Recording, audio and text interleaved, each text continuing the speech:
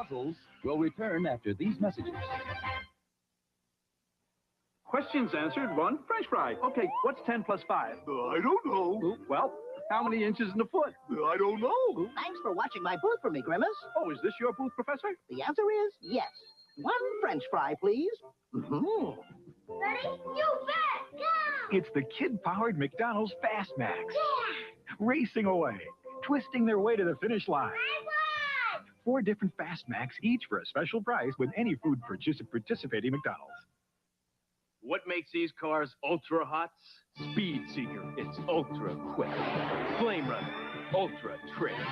Wind Splitter, ultra rad. Soul Air CX4, ultra bad. Hot Wheels Ultra Hot, each sold separate. With metallic paint and high-speed wheels, they're ultra cool. And that's what makes them ultra hot. Hot Wheels Ultra Hot Speed Seeker, Flame Runner, Wind Splitter, and Soul Air CX4. Each sold separately, some cars not for use with some sets. From Hot Wheels by Mattel. Show and tell time. Another teddy bear? My teddy's name is Teddy Ruxpin. He talks, he tells stories, he... 4 batteries not included. Hi, my name is Teddy Ruxpin. Can you and I be friends? Yeah. I really enjoy talking to people. I would like you. Teddy Ruxpin, the storytelling bear, comes with illustrated book and cassette from Worlds of Wonder. Oh, no! It's Mr. Bad Lunch! Ah! Lunchtime fun is mine. I've got Mr. O and great tasting SpaghettiOs, too. It's an O alert! It's a hurry and tell! SpaghettiOs! Mr. O, it's SpaghettiOs, too! Spoiled again! Thanks, friends! Terrific lunchtime fun is back! Uh-oh, SpaghettiOs!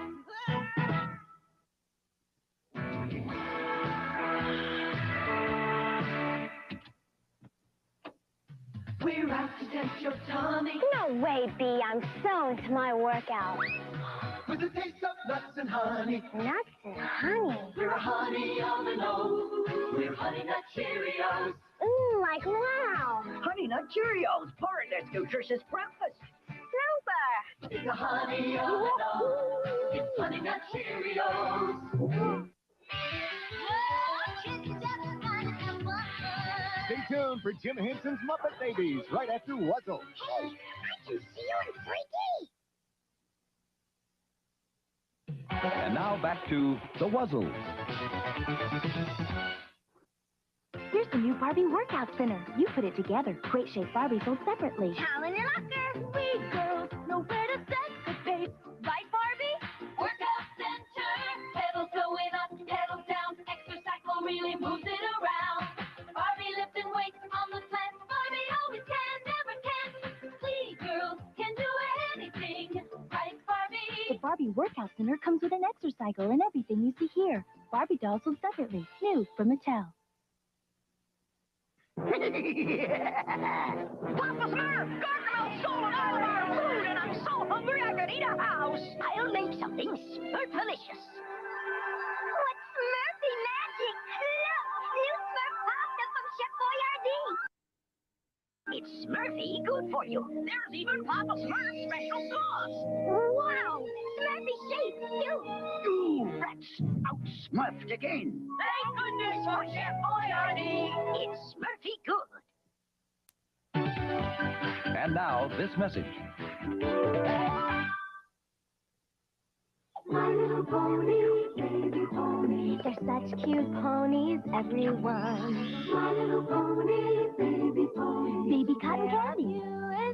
Baby Moon Dancer. I love to feed you with Baby Firefly. And put on your little diaper too. Each sold separately. my little pony, baby pony. You're like a tree. I love you, my baby pony. You're like My Little Pony Baby Firefly comes with everything you see here. Other baby ponies sold separately from Hasbro.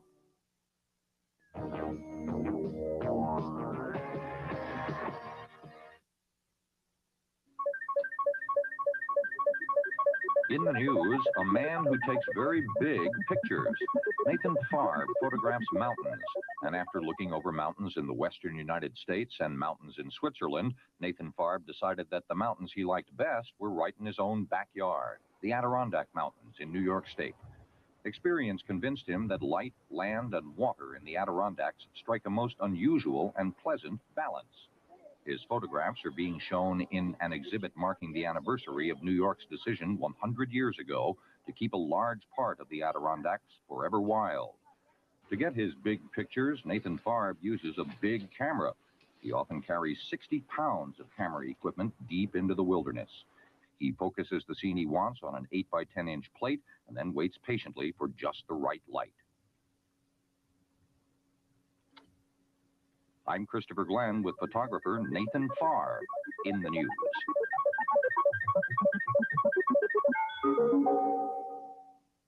This is CBS.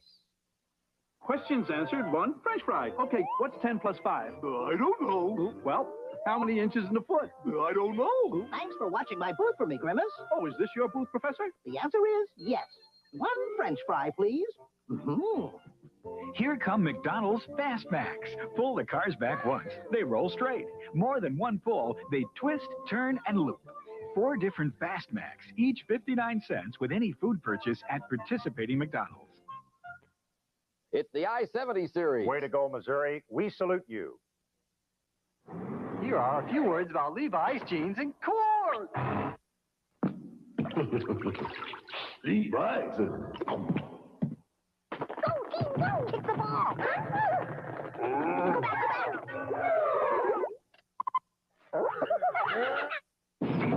Okay.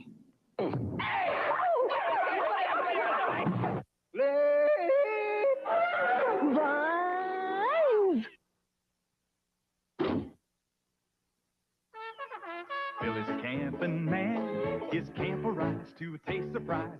2 scoops of plum juicy raisins in Kellogg's Raisin Bran. Pitching his hand is the plan. He's learning now that he's thinking how he loves 2 scoops and Golden Flakes of bran. 2 scoops. Let's go back again. Yeah. You can't resist the taste he missed. Kellogg's Raisin Bran. Part of this complete breakfast.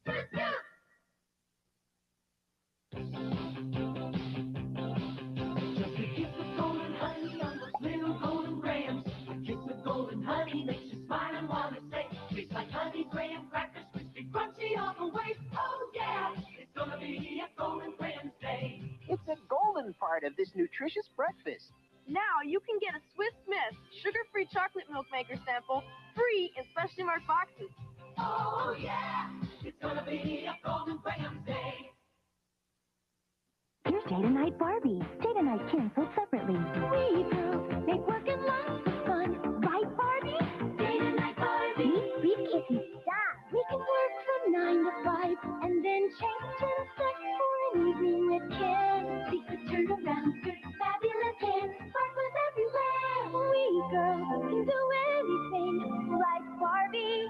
Day to Night Barbie doll has a change around outfit. Ken doll sold separately from Mattel.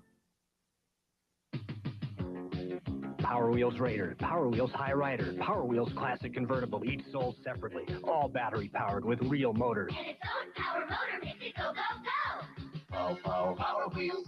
Power Wheels, power makes it go. Your parents assemble them easily, then off you go over the hills, around the trees. Power Wheels, power makes it go. Power Wheels Classic Convertible, Raider, and High Rider all run on rechargeable batteries, each sold separately. Come on, Medley. We're playing merry-go-round. I want to play too. Hooray! My Little Pony merry-go-round game. When the merry-go-round stops on the color you've guessed, you stamp a pony on your picture. In the My Little Pony game, the first one to stamp all her circles on her picture wins. My Little Pony merry-go-round game. I win! Let's play again! My Little Pony merry-go-round game comes with what you see here from Milton Bradley. And so I cry sometimes when I'm lying in bed just to get it all out what's in my head. And I feel it a little peculiar. And so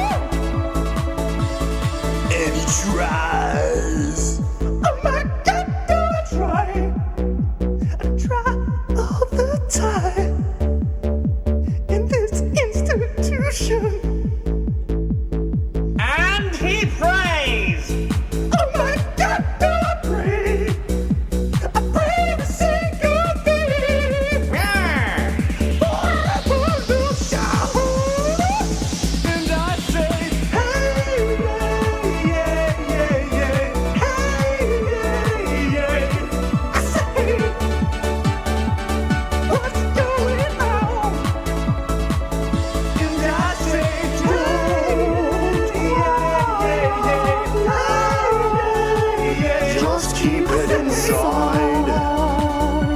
Learn how to hide your feelings.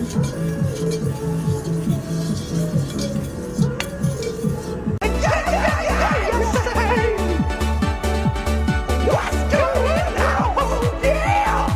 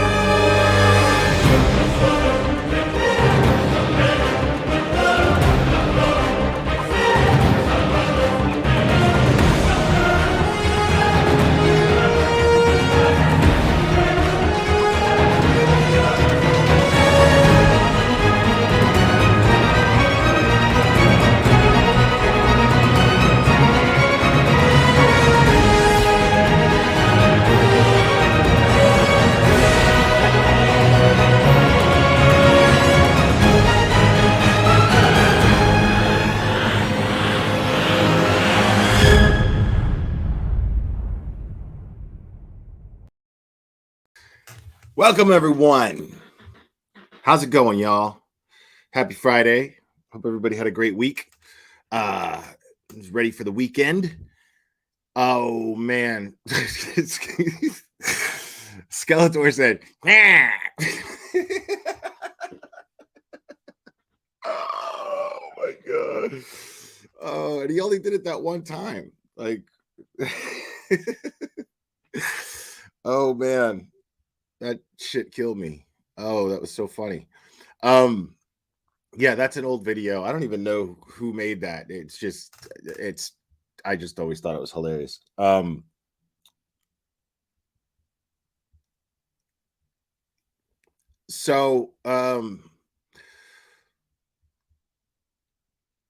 thanks, Gizmo Rules. Yeah.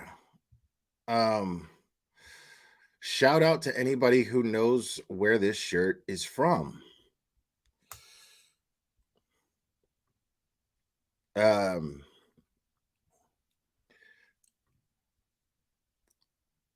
So yeah, so last night was interesting. I'm glad I'm glad you guys joined me for that. I was not prepared for that, but I'm glad it took place, and I'm grateful to Don for wanting to come up and speak his mind. Lord knows he's earned it. So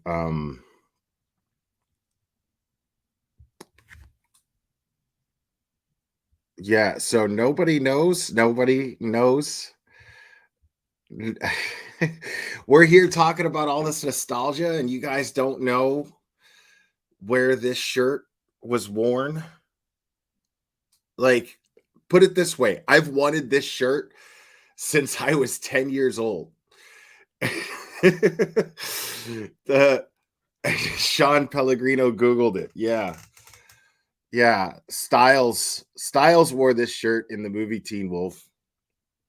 Yeah, you don't remember Styles? No, and nobody remembers Styles, where he's in class and they're like, and they ask him about the children were saved by what? And he's like, a miracle? I never get sick of that movie. That's one of my favorite movies of all time. I was hoping it would pass you by, son.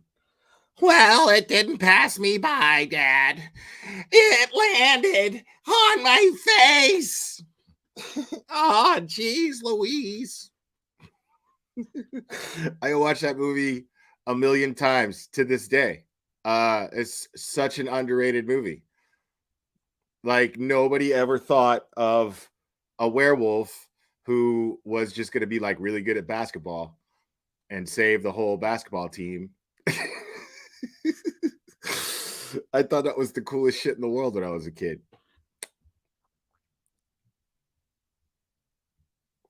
Oh man. So yeah, we're this dumb no thanks investigates dude is definitely on my radar lately. Most definitely on my radar. Old Dick Drip Doug. He's I'm fascinated by his energy. I don't think it's natural energy. Because if it is, he needs medication. He should be on medication. He should be seeing somebody, and he should have a prescription for how his brain works. And it's too much. So I'm fascinated with this dude's lately because he's one of those people that just spits information out, misinformation, I should say, just spits it out like he's reading it, like in a speed reading contest. It is super, super bizarre. And people take it like it's, and then he throws in these horrible failed stand-up comedian from the 90s puns that I'm just like, did you think that was going to be funny? Did you? Let's take a look real quick. Let's just start looking at his video that he did, where the title is "What I Think Happened" on June 15th, in regards to Summer's disappearance. Yeah. Oh, you know, Donnie. 7-hour bars. I mean, look, here's my opinion. Like he took a little jab at old white boy there. I've done that myself. But you know, to clown him for being a friend to someone. See, now I talked about this last night and I stand by that. I think it's kind of weird to cross those boundaries. I think it could be irresponsible, but at the same time, it's, I mean, all I'm saying is I've never seen it work out well on YouTube since I started on YouTube, when someone ends up befriending a victim's family member. And I think it's nice, and I think it's the good heartedness is there, the intentions are good, but I just, you know, I personally, I feel uncomfortable crossing those boundaries. So and I feel bad for Don, because one thing I've noticed is Don is just trying to get along with the people on YouTube for whatever reason. But you know, like I said, I mean, anytime he wants to come up here and discuss something that he feels he needs to discuss in regards to what happened to Summer, you know, and I'm not implying that he knows anything beyond what he said. I'm saying anything that he feels like he needs to discuss. You know, I'm never going to deny my platform to the parent of a missing child. It doesn't matter what they have planned to say. I'm going to give them the chance to say what they want to say. I'm never, ever going to deny them that. And, you know, but for this Doug dude to point out like there's something wrong with, what's up, James? Good to see you, buddy. To point out like there's something wrong with someone having empathy for the parent of a missing child is ridiculous, especially when there's no evidence against this person who he's just dragging. And I love that Dick Drip Doug made this video because it's very interesting. I watched about halfway through it and I'm just like, this guy's just throwing a bunch of shit together that proves nothing or makes no point. It's just he's counting on his presentation for his dipshit viewers to somehow be dazzled by his little shit, you know, his little shitty, you know, failed comedians jokes. And I mean, he has to be. The guy can't fucking think. How's he ever going to be right about anything? It's the one thing that I always find that I have in that these people always have in common with each other, that I always find is that these people always just throw mud against the wall and hope that it sticks. And it never does, you know, like that's the thing is these people think as far as crime cases go, what these people end up doing is they think that there's only this road and that road when it comes to what happened in a crime case, when there's actually an infinite amount of possibilities of scenarios that could have taken place, especially with cases where we don't have any information, because we don't have any information. Everything that these channels do, yeah, Damaged Goods, I get it. I'm saying, you say White Boy is trying to help Don not give Don restrictions.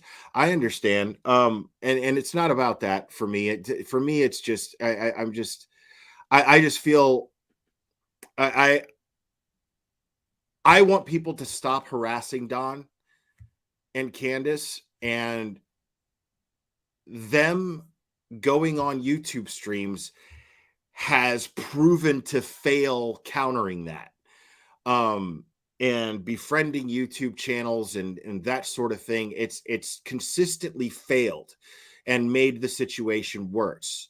And that's all I'm saying. I want things to get better for Don. I want Don to finally just get off of YouTube, because he's feeding every time he responds, every time he says something. If he decides to one day take these people to court, they're going to have something to counter with. You know, so, and I don't want that to happen. I want Don to be able to, I want any of these parents who are being harassed by YouTubers, I want any of them who, if they decide to take legal action, which I think they should, if they decide to take legal action, I want them to win. I want them to succeed. I want them to make an impact on how we handle these cases and how we talk about them, to make an example of these people. So, like I said, I realize I'm not challenging the integrity behind it. There are other creators who have done it who I would absolutely challenge their integrity. But I don't believe that to be the case in your all's situation, Damaged Goods. So just to be clear on that. But I'm just thinking in terms of I want Don to get some kind of justice, you know, some kind of justice.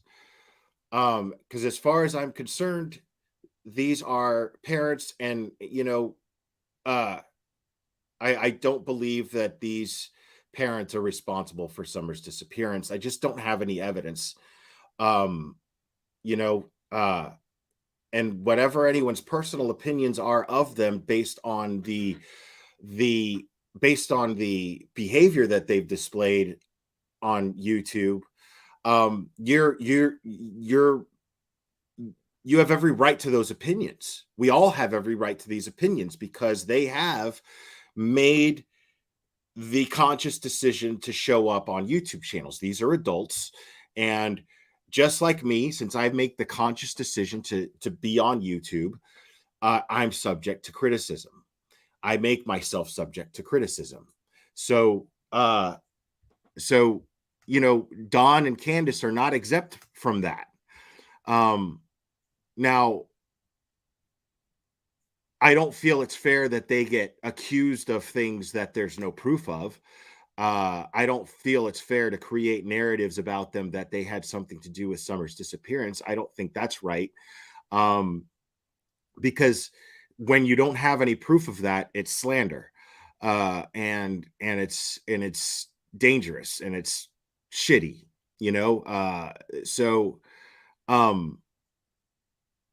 But put it like this: the more that Don or Candace go and show up on a YouTube stream, the more they do that, there's more to focus on that is outside of focusing on Summer. Does that make sense? I'm thinking out loud here, but you know what I mean? The slice of pie that is Summer's case becomes smaller and smaller when there's all this other stuff to talk about. There's always more and more to talk about the more that they show up on YouTube channels and discuss things and say things. So that's my concern. It's not right. It's not helping find Summer at all. So I you know, and I just want, you know, I think it's wrong that they're being dragged the way that they are, but I hope that they take legal action, because clapping back on a YouTube channel is just, it doesn't work. It's not helping them at all.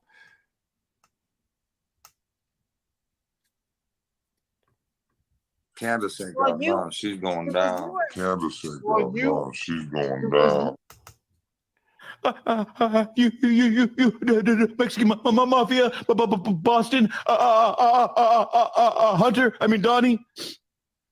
And I apologize, I'm blocked. Purposes such as criticism, comment, news reporting, teaching, scholarship, and research. I don't know if it's helped or not. I don't believe it has. Maybe it's gotten... Dude, I don't understand that right there. This guy's got to be on meth or crack. He's got to be.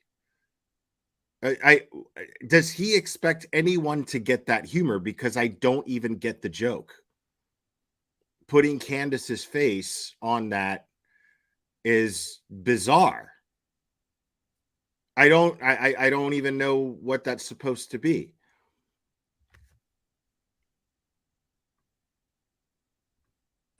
Or not. I don't believe it has. Maybe it's gotten more attention out everywhere.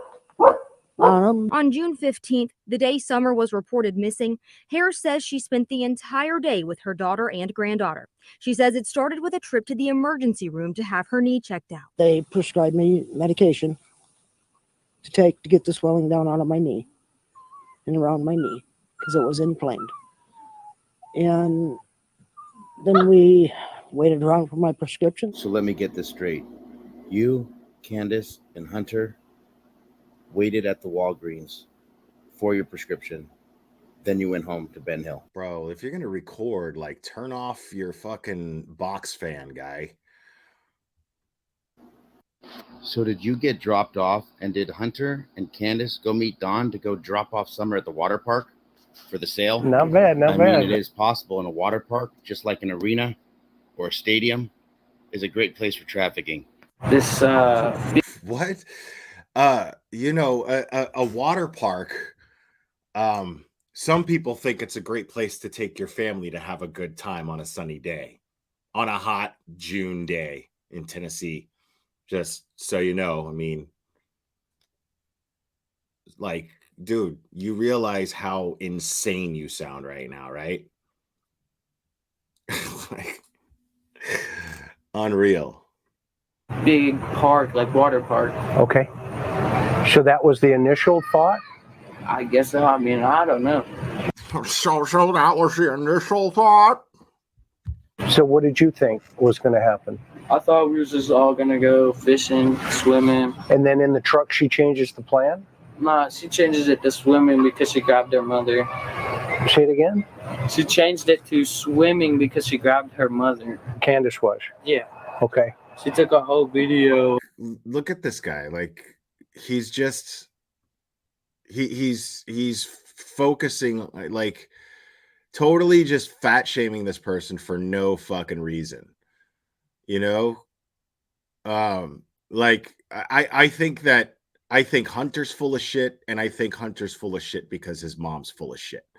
As soon as I saw this interview, after Chris McDumbass put it behind a paywall, like, just the epitome of exploitation is what Chris McDonough did with this.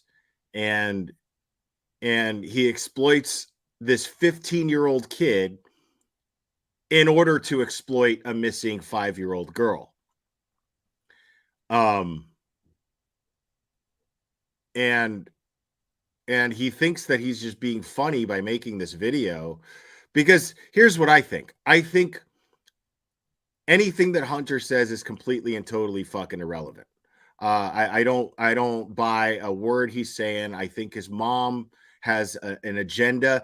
If you put these people on the stand in a courtroom, right? Again, I like to be hypothetical here. So let's just say Don and or Candace are arrested, charged, and brought to trial, right? Any defense attorney is going to destroy their testimony because they talked about how they had these personal issues with them, and these personal fights between them and arguments, this rivalry. There's just nothing credible about these sources of information. One's a 15-year-old kid. The other one is an ex-friend. And for some reason, that ex-friend who doesn't like Candace let her 15-year-old kid go off and spend the day with them. It makes no sense. So that's my whole point, is I don't give a fuck what was said here in this interview, because the source of the information is clearly not credible. And if Chris McDonough was a credible source of well, I don't want to say source of information. If Chris McDonough was at all credible, then he would apply the fact that he's former law enforcement, and he would apply that to how he delivers his content, and he would already make that assumption. He knows this better than I do. He's the former law enforcement agent. He's testified in open court, I'm sure, on more than one occasion. So I know that he knows this better than I do. So why the fuck is he getting away with it?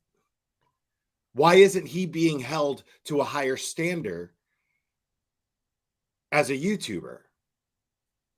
Because there are other retired law enforcement agents who have YouTube channels, and I love that they do. I love that they do. I think if you're a former law enforcement agent and you have a YouTube channel, you have something to bring to the table. You have expertise and insight that you can bring to the table when it comes to crime cases. Absolutely, without a doubt. And I think it's great. I think it's absolutely great. And they're running their YouTube channel like any other larger YouTube channel would, where they say, you know, don't forget to hit the like, don't forget to become a member if you want to become a member, blah, blah, blah, blah, blah. They shill their stuff. There's nothing wrong with that. If I'm a former cop and I'm retired, Yeah, Police Off the Cuff are great, man. Police Off the Cuff, Duty Ron, Mike King, Profiling Evil. I love all of those creators. You know, like these guys are just run their channel in a responsible, cool way, man. You know what I mean? And I say fucking pay them. That's what I say. Next time you're in Duty Ron's chat, fucking pay them. Next time you're in Mike King's chat, fucking pay them. Because they're giving you as quality content as you're going to get in a crime case, because not only does Duty Ron have insight as a retired homicide detective from New York City, but he always has really insightful guests. We're talking forensics experts, blood spatter experts, all these kind of things, anything that pertains to certain questions that you might have in a case. Duty Ron's got those connections. Duty Ron's got those resources that he can reach out to and have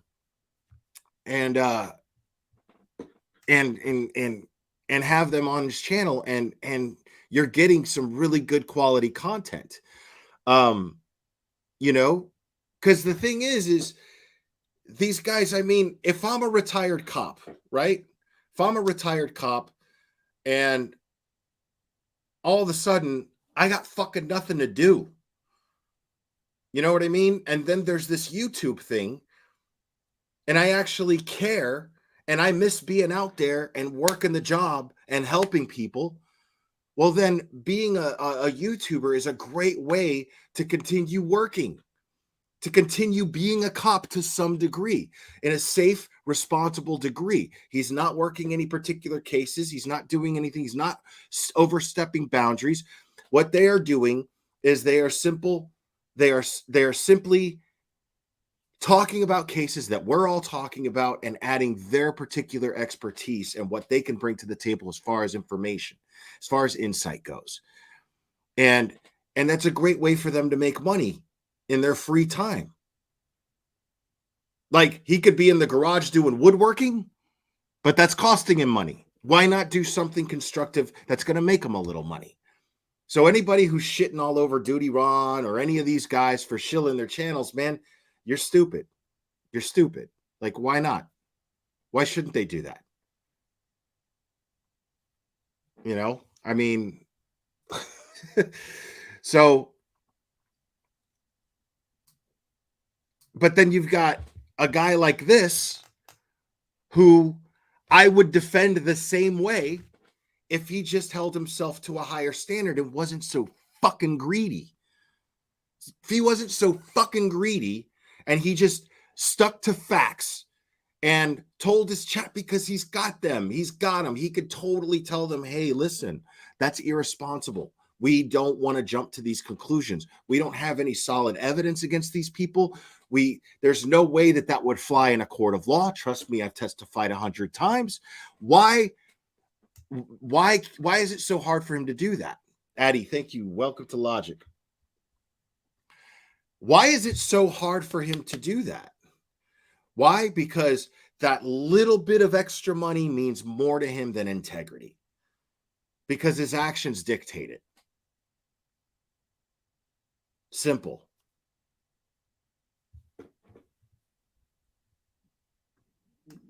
Of all of us over there. Okay. Who's all of us? Me, Who's all her, of her us? mom, and someone. Got it. So mom gets out of the car at some point? Her mom, and someone. Got it. So mom gets out of the car at some point? Yeah, at some point. I don't even know what point that is. Okay, that's cool. She just gets out the car when she's done with the phone, and then they tell me about that water park. Okay.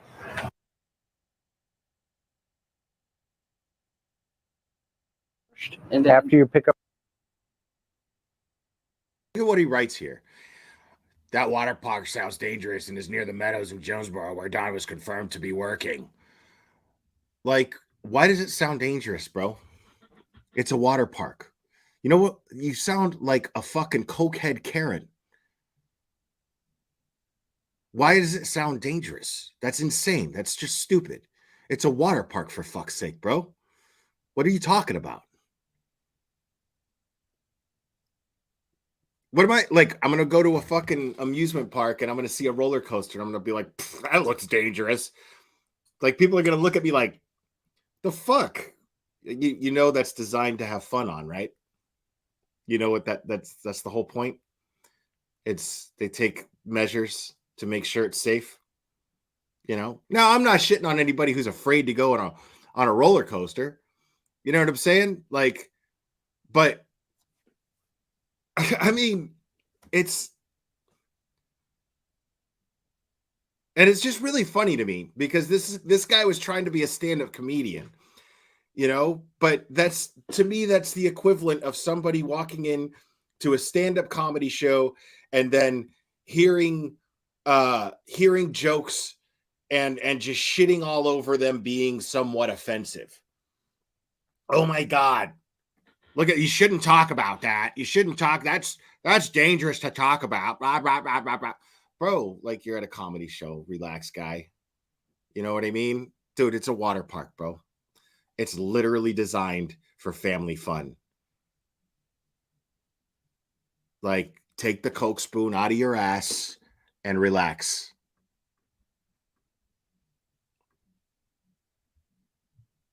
And then, After you pick up grandma. yeah, Then what? this big park, like water park. Okay. So that was the initial thought? I guess so. I mean, This is why I can go stronger this way. Right? Yeah, due process is important. But when you got all their screw ups throughout 22, 23 months going on in a few days here of blood, sweat, and tears, damn it. I got you a long time. So that's his logic. I love that shit right there. Yeah, due process is great and all. But when you have all these screw ups, right? Basically all of this unrelated shit to Summer that you've heard Don or Candace say, like, we should just piss due process out the window. What are you suggesting? What? So let's break that down for a second. Let's break down that manner of thinking. I love it. This is always really funny to me because this is some blowhard Betty bullshit right here. Yeah, due process is great and all, but you know, when you've got all of these little screw ups, like, wait a minute, dude. All right, so let's just slap some handcuffs on them, right? And they get a fucking moron of a fucking public defender to just look at what they have as evidence and go, well, yeah, you're not pleading guilty. There's no fucking way you're pleading guilty to this. What do you mean? No, we're going to court. We're going to trial. You know what I mean? Like, there's a reason why. There's a reason why in due process, there has not been an arrest. It's because this would never go to court. It's because they cannot convict on what they have so far. There's not nearly enough to convict on. There's not nearly enough. Do you understand how due process works? Due process works simply like this.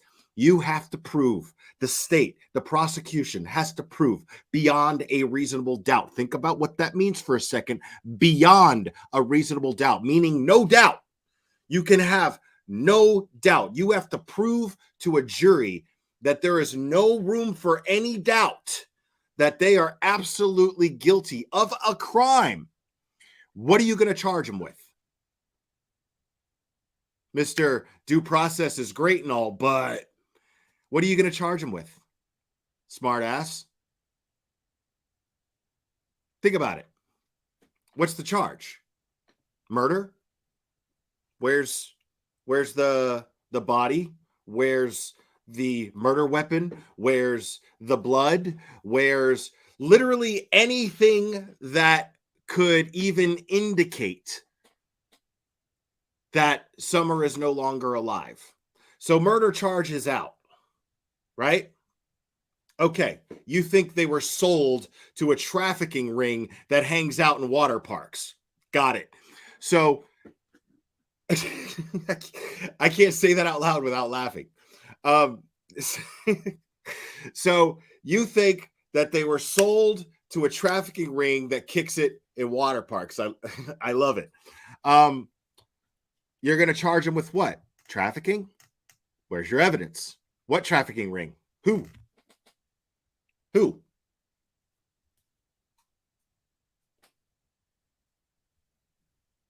Like, I love this shit because people just hear this shit because they don't fucking understand anything. They don't, his chat, I'm telling you, if you're somebody who supports this, you're a fucking idiot. You are just plain stupid because you have no interest in how the justice system works. And this is dangerous because how many of these fucking unstable motherfuckers are in his chat right now who are saying fuck due process? And how, dare I say, if you're saying fuck due process, what are you suggesting? What are you suggesting? Taking the law into your own hands based on no evidence? So what that does is that puts two people in danger. That puts possibly three people in danger if you include Candace's mom. You're putting three people in danger. You're winding up a mob to do what? Because you think it's cute to just sit up here and run your mouth?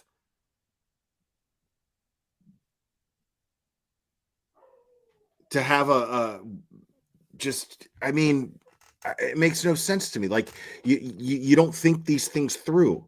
See, this is the issue with what all of these people are doing. And what's going to happen is somebody's going to get hurt. It's already gone as far as people showing up and yelling through a bullhorn to his job and getting him fired. They've driven these people out of town. They've driven these people out of their own town because people showed up and basically showed the world that if you hire them for a drywall job, you're probably going to have some asshole with a bullhorn show up and start yelling and screaming, talking about dead children. Like, that's not okay. And that is way too far. So that narrative that these people are all spinning, that narrative has already caused people to travel in a group out to Rogersville, Tennessee, and physically confront two people that there's no evidence against, costing them their livelihood. And not just at that job, but everywhere. Now the message is out. Dude, like, if we hire these people, you know, we might have some people showing up at our job site and they're not going to want to hire them. They're simply just not going to want to hire them. You know what I mean? I mean, I wouldn't take that chance. If I'm a smart businessman, you know what I'm saying? And there's even that risk, I'm going to find somebody else who does drywall. I don't need that guy to do drywall for me. I'm going to find somebody else to do drywall for me. Doesn't matter how cheap he's willing to work. Because I'm not going to take the chance that somebody shows up to my job site yelling and screaming and disturbing everyone else trying to work and making it a miserable experience for everybody else who I'm lucky to have working for me. I mean, and they're proud of it. They're proud that they did that. What happens if there's somebody who's even less stable than those people? And they're so convinced because they think they're part of Summer's army. And Summer's army is just sick and tired of seeing these people get away with something that they don't know what, but something. And what are they going to do?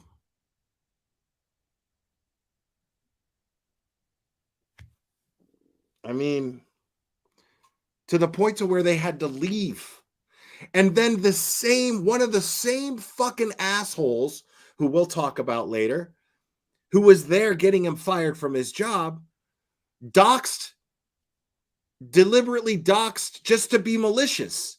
He puts up a post putting Don's hotel and room number up. And it was just to be malicious. It wasn't like, you know, like Don's a fugitive from the law and he's hiding. And so he's like, I figured out where Don is. He just did it to be a piece of shit. And nobody seems to understand this. Nobody seems to see it. Nobody, like, he has something like 48,000 subs. And even cops support this. I've already got a video of a detective giving him a fist bump because he watches his content and he's a fan. I watch your content, man. Cool stuff.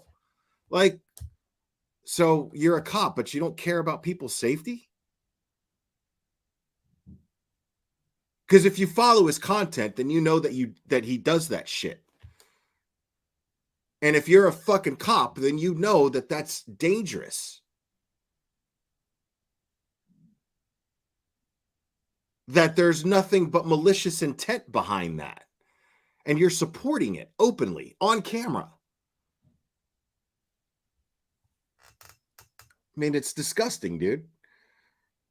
But yeah, getting back to this idiot. So yeah, this guy, you know, due process is great, but yeah, buddy. Nice. Time ago. So we're just waiting for you to get those cuffs. I am. Based on what? You're waiting on them to get those cuffs. Based on what? What would be the charge exactly, Doug, since you know so much fucking about crime and the law? Riddle me that, Dick Drip. What would be the charge? Prescription, and I took him home. Done. And then we came home. Summer went swimming that day at the horse stables, I believe it was. So you didn't go to the swim hole that day? Because you just said you believe Summer went swimming that day at the horse stables. You would know exactly where it was. And we just stood there for about 15, 20 minutes, and then we all... Listen. Justice for Doug's broomstick. You win handle of the day, my friend. You win handle of the day.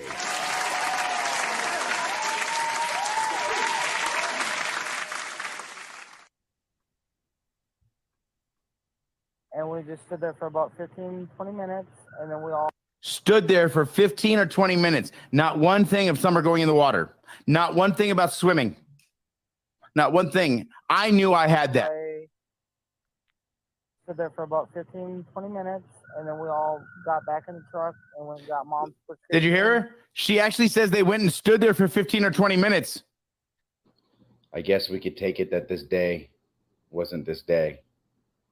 And that it was too cloudy for that day. Filters used while standing around making this video and thinking about it was too cloudy for that day. The day was canceled because it was too cloudy. what to do. Yeah, you busted yourself, Candace. Now pay attention to what Ansley Daniels says here. After the family returned home with groceries, Hare says she took a nap, woke up, and repotted cactus plants. Hold on, back the truck up. So you mean you, Candace, and Hunter, right, Grandis? I mean, it sounds like the family, meaning the boys, Summer, Grandma, Candace. What? But no. Bro, what are you talking about, man? I mean, how were you guys at the Walgreens at 3 p.m.? The only way is you're not at the Walgreens at 3 p.m. And Candace, you're just telling Dawn that, and that's your story with Hunter. Because Grandis was home sleeping by 3 p.m. And you had to pick up Summer and put her in her bathing suit. How would Hunter have been dropped off between 2 and 2:30 p.m.? That's totally impossible now. And you did leave the house. Bro, listen. I have an 8th grade education, y'all. Technically on paper, I have a GED. And I could be Dawn and Candace's defense attorney based on the shit that this guy's saying.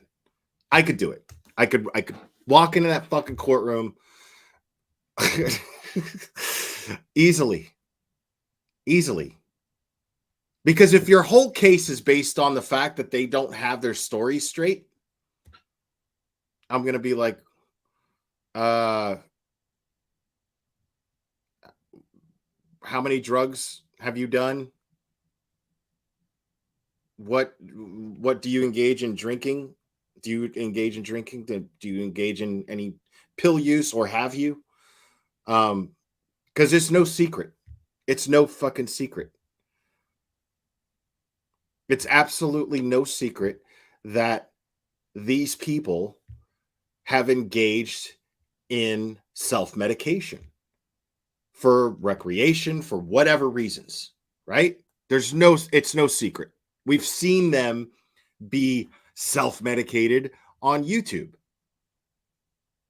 That's what everybody wants to judge them on, right? I love that shit. Because everybody wants to judge them on that, right? Everybody wants to base their guilt on that. But if I'm a defense attorney, I'm going to go, how many drugs have you engaged in? What kind of drugs have you engaged in? What do you drink? Okay. So it's fair to say, and I'm just going to ask him a question about fucking last Saturday. I'm going to be like, run me through your day last Saturday. And then I'm going to ask her again, run me through your day last Saturday. Bet you I get a different fucking story. Bet you anything. From Dawn, from Candace, bet you fucking anything.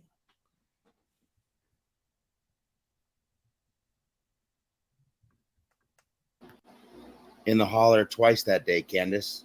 That's what LEOs are saying. Also, if Hunter was around for the call, that means he wasn't home at 2 to 2:30.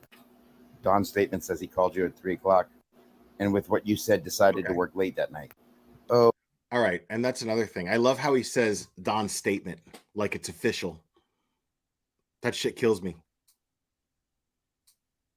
Don's statement. What statement?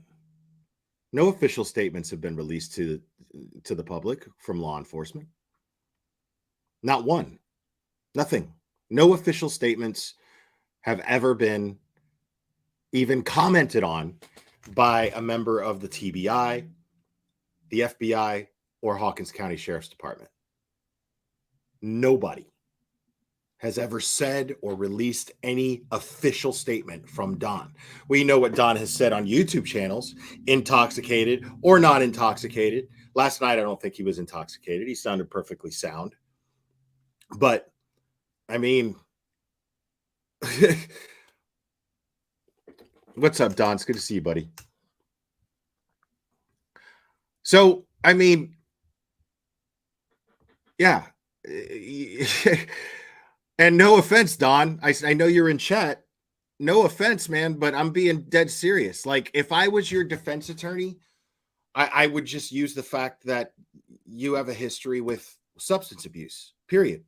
Because if all they have is the fact that you guys haven't been consistent in your timeline, dude, let me tell you something.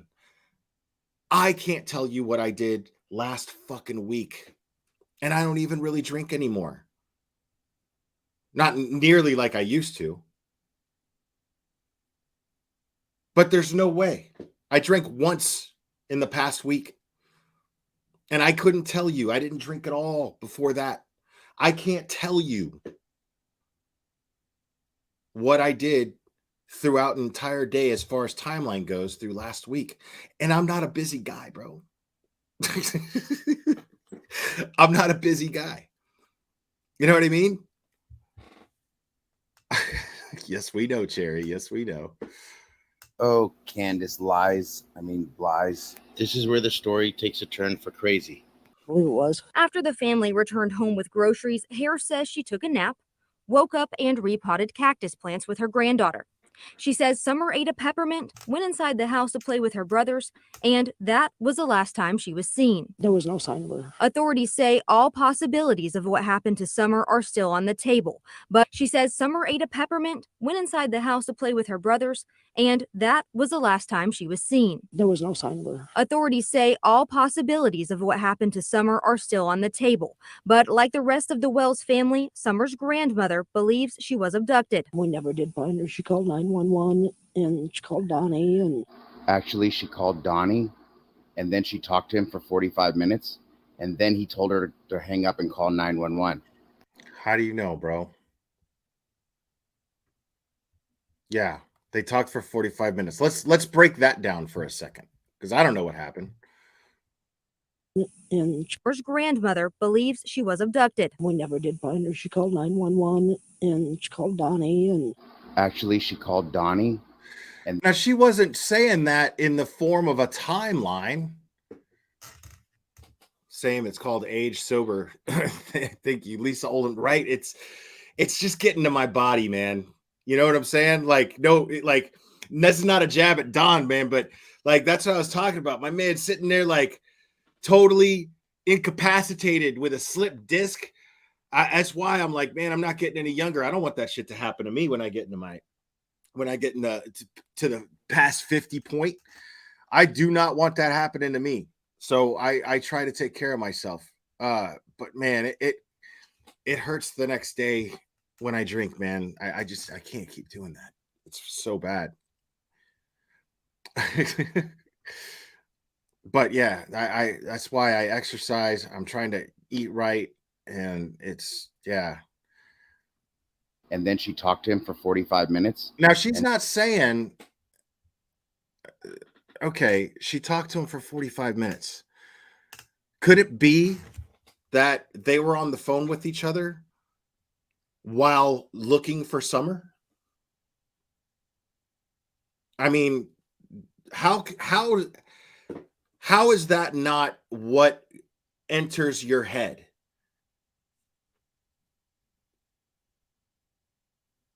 Like, it doesn't make sense.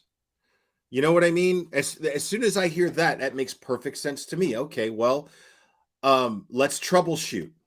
Let's look for her. Let's decide. Let's go over when was the last time you saw her, where she could have gone, blah blah blah blah blah. Okay, we can't find her anywhere. Let's try to call 911. I think it's time that we call 911. Because I'm also not getting the vibe. Because I mean, and I'm like this, I'm not calling cops unless I gotta call cops. I'm being 150% honest with y'all. I'm not calling cops unless I gotta call cops. You know what I mean? So to me, that's a last resort. Because A, I don't want to waste resources, and B, talking to cops makes me fucking nervous. It's from when I was a kid and getting into trouble maybe, but it still to this day makes me nervous. You know what I mean? But I don't think that the length of time that it took to call 911 is at all suspicious if you are raised in a way where you grew up playing outside. You know, I mean, Summer was not the type, according to Don and Candace, to wander off, but kids are kids. She might have become the type to wander off. Who knows? It happens. So, I mean, if that's I'm going to entertain that possibility, and I'm going to look around, and I'm going to look everywhere, and I'm probably going to call somebody if there's somebody who may have picked her up for whatever reason. I mean, I don't know what that situation was, but it's not suspicious to me that they waited 45 minutes. I don't think they were just sitting around waiting 45 minutes like, maybe she'll come back. Yep, she hasn't come back yet. Better call the cops. I don't think that's what happened at all. I think they were just looking for her. All right. Cherry, time that fucking idiot out with the yes. I mean, the only thing about this comment is the number. If you know anything about Summer, call 1-800-TBI-FIND. If you don't waste their time. But this is clearly an asshole who just jumps to conclusion without any fucking information, without any proof, and it doesn't help Summer. See, this is what I'm talking about. These idiots who think that they're doing so much for Summer. You know, like they think they're doing so much for Summer. Where's Summer's army? Where's Summer's army? And where's Summer? Call 1-800-TBI fine. First of all, you're fucking obsessed. All right. And you're not even obsessed with finding out what happened to Summer. You're not even obsessed with finding Summer because there's no indication that she's no longer with us. There's no indication of that. So here you are acting like where's Summer, but you're implying that something horrible happened to her when we don't really know. Now, I understand what the chances are. I get all that. What I'm saying is you are sitting here acting like you're for Summer, but yet you're implying everything that would abandon any hope to actually find her because you are a asshole. Sorry, I've seen you in other people's chats and I've seen the channels that you support. I've seen you in there. You are an asshole, especially using that as your handle name. Because what you're doing is encouraging a bunch of fucking morons to continue to abuse that resource, which is that tip line, and waste resources with your bullshit theories. Which the TBI has publicly stated that this is directly why they haven't been able to get any credible leads. Because of assholes like you that keep calling that tip line with your bullshit, ridiculous theories. And then he told her to hang up and call 911. There's a lot of missing time frame. We sent the boys down over the hill, and I stood in front of the, over by the edge there and watched them. And was praying to God every minute that nobody would take them. For more than I mean, How come you're not mentioned at all, Candace, even being there, repotting cactus, or even being with them? Because if you weren't with them, it would make this impossible. I was sitting there at the time I come out and I'm standing here. I was like, what are you doing? What are you staring at? She's like, these plants, I gotta get them transplanted. Yeah, because these people have so much to fucking hide that they're going to let Chris McDumbass wander around that property.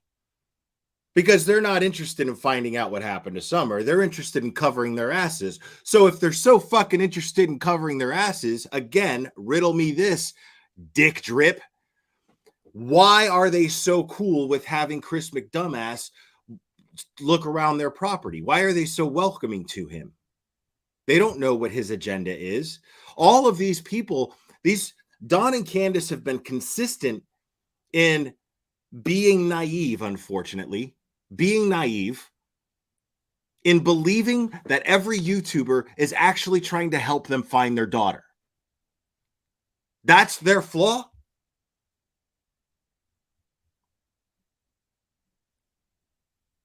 And somehow that makes them suspicious.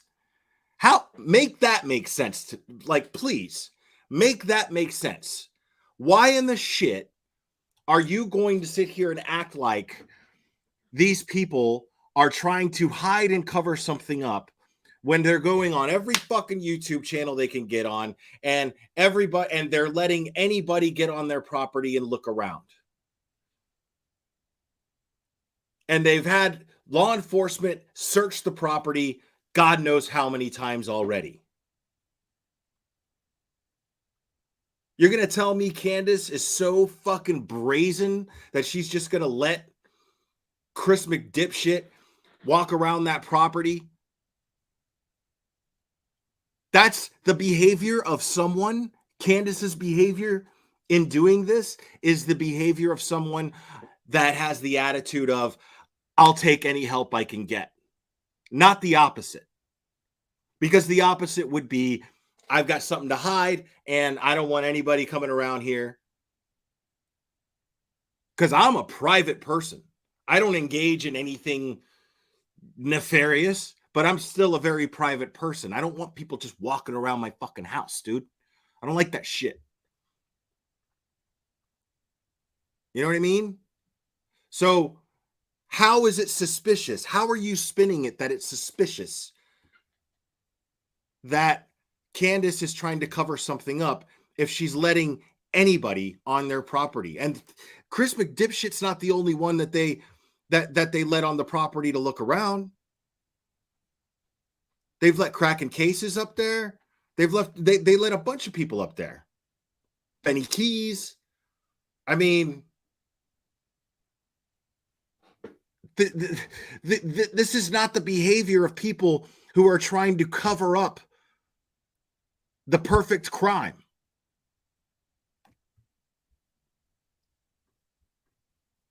I was like, well, Summer will help us. So I went back in. By that time, she was sitting on the floor playing with her toys. Right here? No, in the kitchen where we were just at. Okay. She was actually sitting on the floor playing with the toys at that time. I said, Summer, you want to help plant flowers? And she jumped up, left her toys and us. That's cool. Yeah, Then we well, walked that's over what kids do. Job. What? Okay. We walked over here and To me, Candace, it sounds like you actually put Summer with Grandis, then go tell the boys that, hey. Yeah, Cherry, I don't think Chasing actually went on the property. If I remember correctly, she said that on a live once, but I could be wrong too. But I think I remember Chasing say that she actually never got on the property. Hey, I'll be back, and you leave the house. Where do you go? I don't think you repot cactus. I think that was just Summer and Grandma. That's why you originally said planted flowers. There's no flowers at your house, and none of it smells like roses. we transplanted these cactuses from the little pots that they were in. We transplanted these cactuses from the little pots that they. We transplanted these cactuses from the little pots that they were in. Okay, thanks, Don. Transplanted these cactuses from the little pots that they were in. Transplanted these ones here into this bigger pot and that one into that bigger pot. And then she took the rocks that we've gotten from different gem mines when we went up to Gatlinburg and stuff. Okay. Like, dude, first of all, you tasteless prick. That was completely unnecessary. But she's actually saying something noteworthy here that doesn't feed his narrative. Yes, thank you, Corvette Sally. I know Don cleared that up. Appreciate it. So she actually says something that's very interesting because she's such a neglectful mother, right? She's such a neglectful mother that she actually remembers when the time that they went collecting rocks, and she knows exactly what kind of rocks that she found. I mean, because she's so aloof and doesn't give a shit about her kids, right? I mean, dude, get real. And all you can focus on is the fact that she's not wearing a bra, and you think that's funny. Went in there. We went in there and got some candy and stuff. She gets some grandma. See, this is okay. This is what I'm talking about. Like, this is why you're a failed comedian, bro. You're a failed comedian because you suck. You're not funny. You're not funny at all. And the fact that you're a failed comedian should indicate to you that you're not funny. So stop trying to be funny.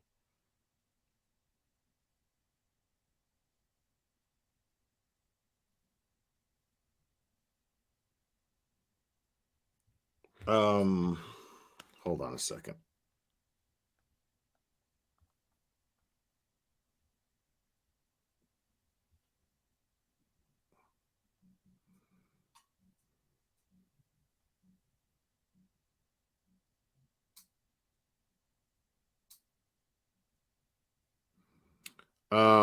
Yeah, mods, don't time anybody out unless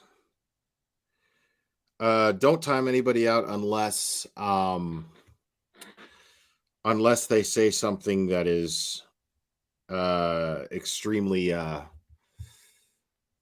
unless they're just spreading misinformation, anything like that, I can take their stupid insults. That's not a problem. Don, the glare boxed your corner recently when you was away. Thank you, Grandmaster Sid Sophos. I appreciate that. So what does it say here? Did you just get back, Candace, with someone, or was Hunter in the basement? What are you talking about? Someone else you grabbed, brought up to the house, then went back to help Mom. Bro. Oh, okay. Yeah. Okay. Yeah. No attacking Don. Thank you, Cherry. I appreciate that. No attacking Don in here.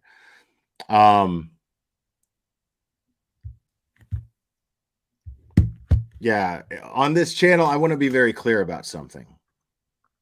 Oh,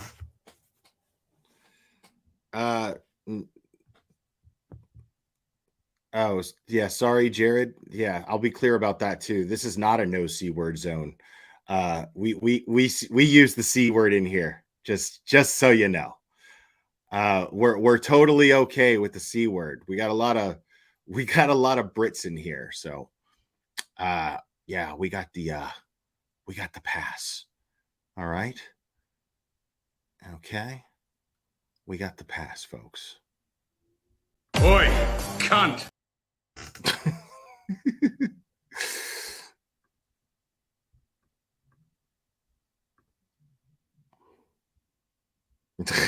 Exactly, Cherry.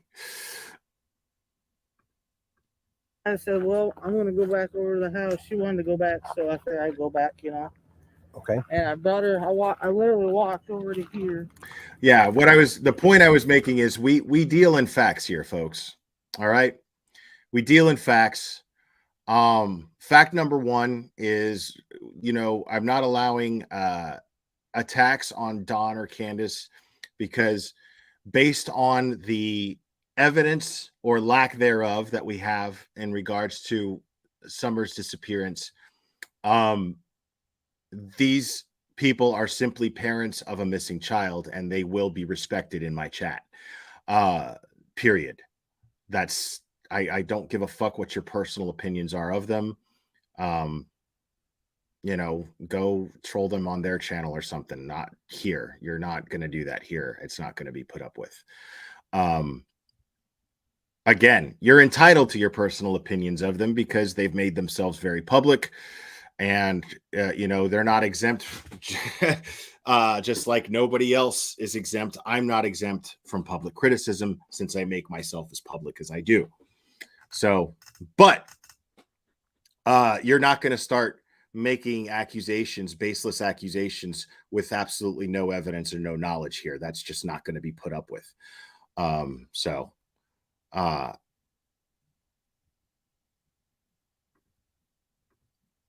Like literally walked right in here where I could see the boys and on the kitchen table. Got them. And I watched her walk in there, and afterwards when she was on. Okay. Oh yeah, and fact number two, if you are throwing accusations at these people without any evidence, you're a cunt. Was fixing her brace and stuff like that, and I said, "Well, Mom, I got to go back over with the kids," and that's when I come back up into the house. Okay. With the boys. Okay. You walked into the house. I walked into here. Where did you go? Who did you take? And when did you get back, Candace, and realize Summer was gone when the deed was done? Sounds like you're not there when you're explaining Summer going in and getting a piece of candy from Grandma, and then Grandma actually the one put her back in the house, and then she went down to the basement where.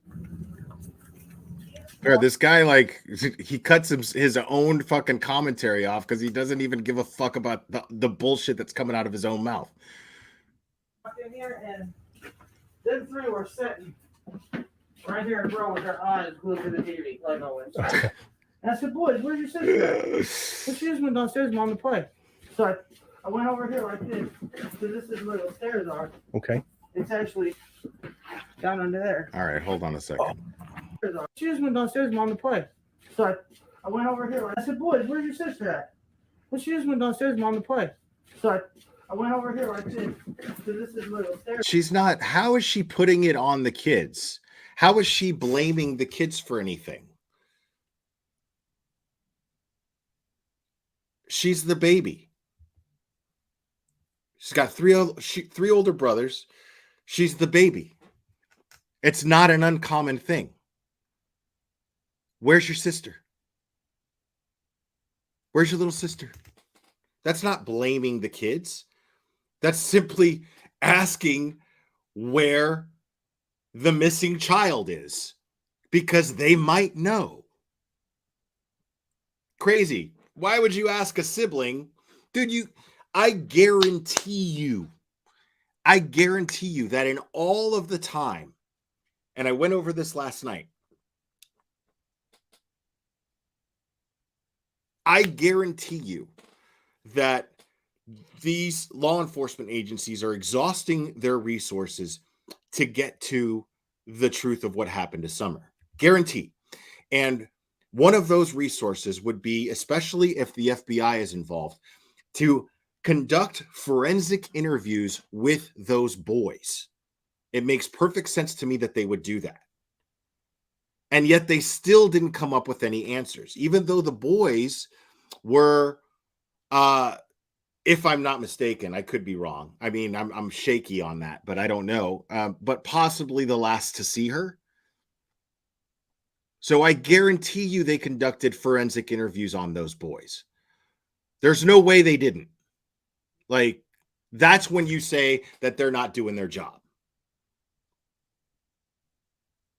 And with kid gloves, they're going to question those boys, not interrogate, but interview and get information.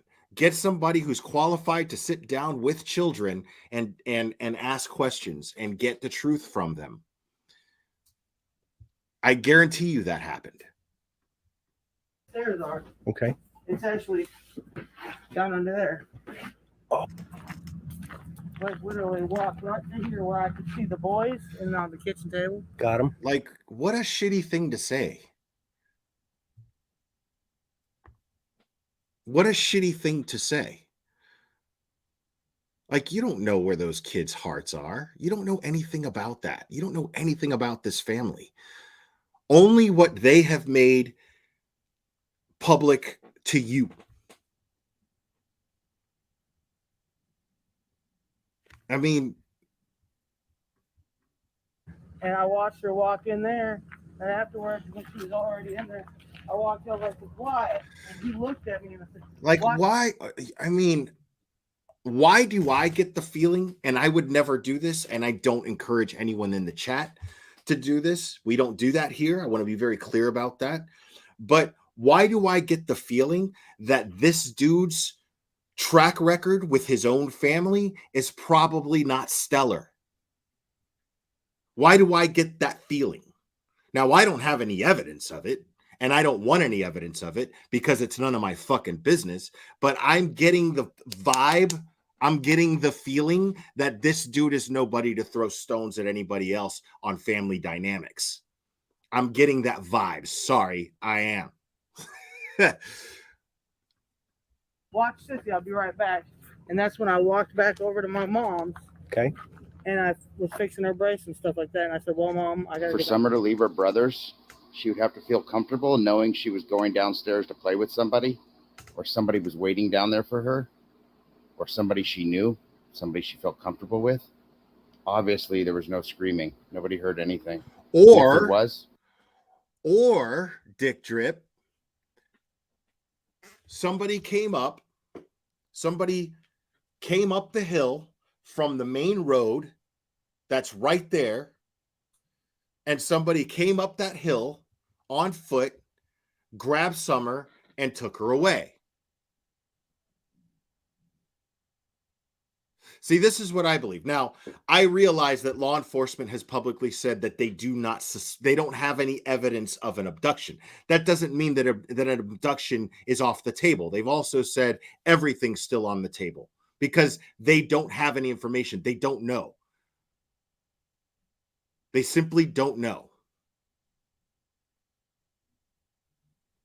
So,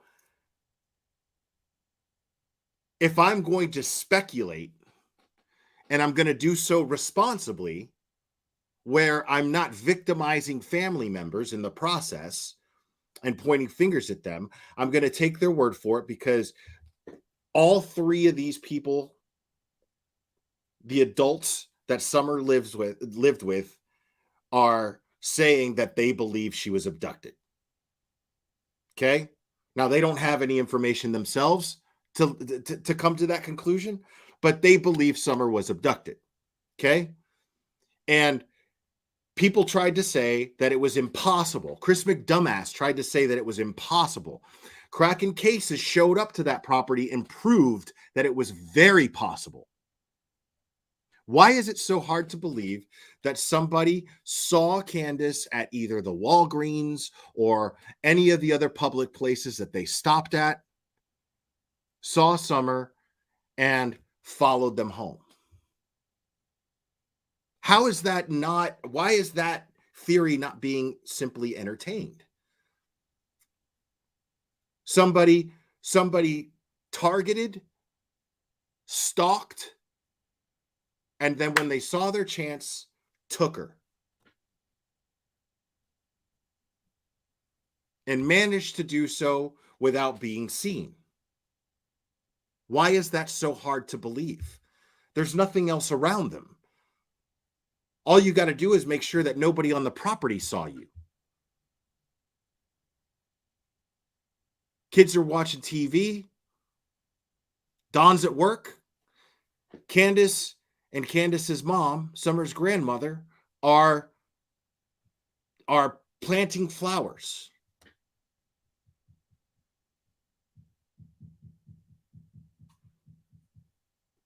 So, I mean, and they would not have heard a car pull up. If they parked at the bottom of that hill on the road, stopped the car, the bottom of the hill on that road, and went up the hill, they would have been on foot and they could have easily been undetected. If Summer was asleep, like she was in the car, right? They could have grabbed her, and I apologize. I realize this is going to be sensitive, and no disrespect to you, Don. I apologize for the sensitive details in my speculation here. But somebody could have just grabbed her, put their hand over her mouth. She's still groggy from sleep, didn't know how to react, or it was someone she knew and probably did not react with a loud noise. I mean, the thing is what we have to understand. See, these idiots, these tragedy pimps, love to be, they love to say things like, it's either this or that. Like, no. We have no idea what happened. So there's an infinite amount of possibilities, an infinite amount of scenarios that could have taken place. I mean,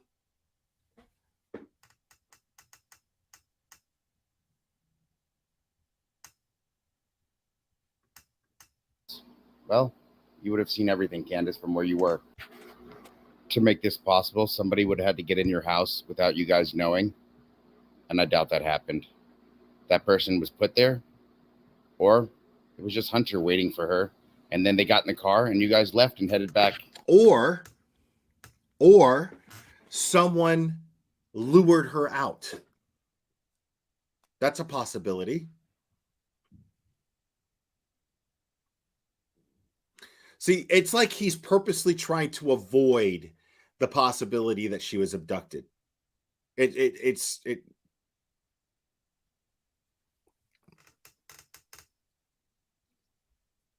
Deanna Fisher, from what I see, you're out here just being an asshole. I mean, from what I see, you're in here, you're throwing accusations at Don. I mean, if you say dumb shit in my chat, you're going to be subject to the consequences. And if the consequences are that my chat calls you a fucking jackass or whatever the fuck, you're subject to it, man. Like, don't run your mouth here if you can't take the criticism for it. This is not a safe place. Okay. Around 3 o'clock towards Hunter's house so you could go to the water park. I don't think the abduction or whatever happened really at the house. I think it was a handoff somewhere else. And I don't recall if this was locked or not. I don't recall that. Okay. But I know it's hard on me. But I know I did come out here and I said, Summer, because sometimes she'll sit right here and just sit here and play just for, And usually when she comes out and she goes directly that way up to the swing. Oh, okay, so this is like her. Yeah, she Where just she walks- come running out. Yeah, Oh yeah, she you can come see out the here, she path just here. McDipshit's fucking voice just kills me every time.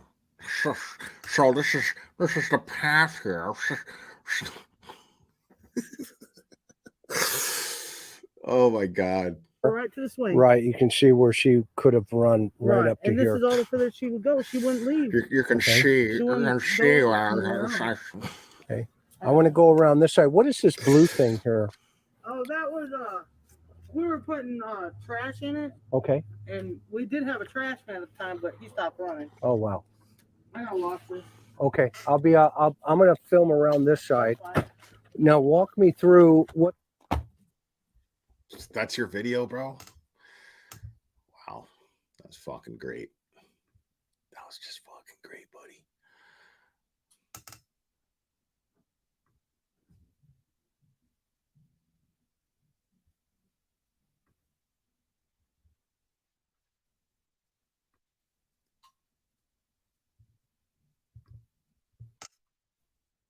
So why am I not shocked that he has this fucking moron on his channel with him as a guest? Why am I not surprised? why am I not surprised that we have this moron who is the MGL simp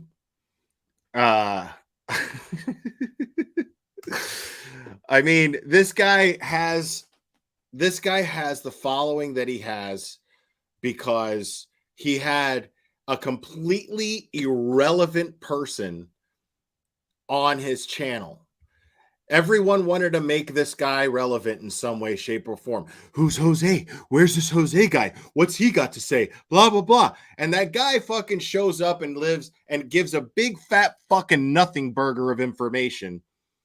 And this guy right here is like, dude, I would rather watch paint dry.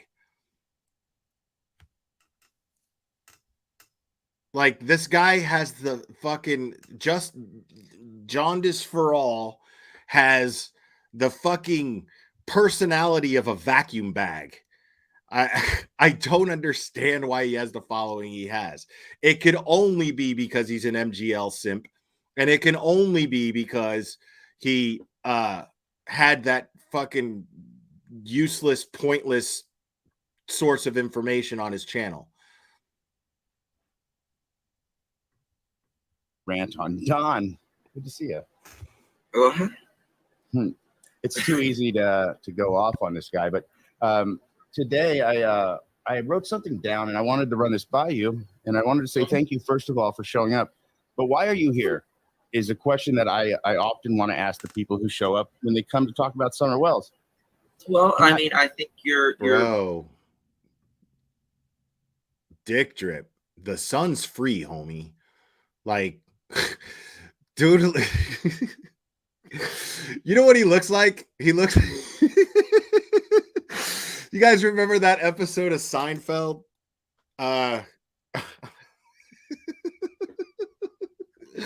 Hold on, let me see if I can find this. you're doing good work. I think you're, on the track. Let me stop you because that wasn't so open-ended. I appreciate that, by the way. You're such a nice person. I wanted just to know that this is about Summer, right? And you're here for Summer, right?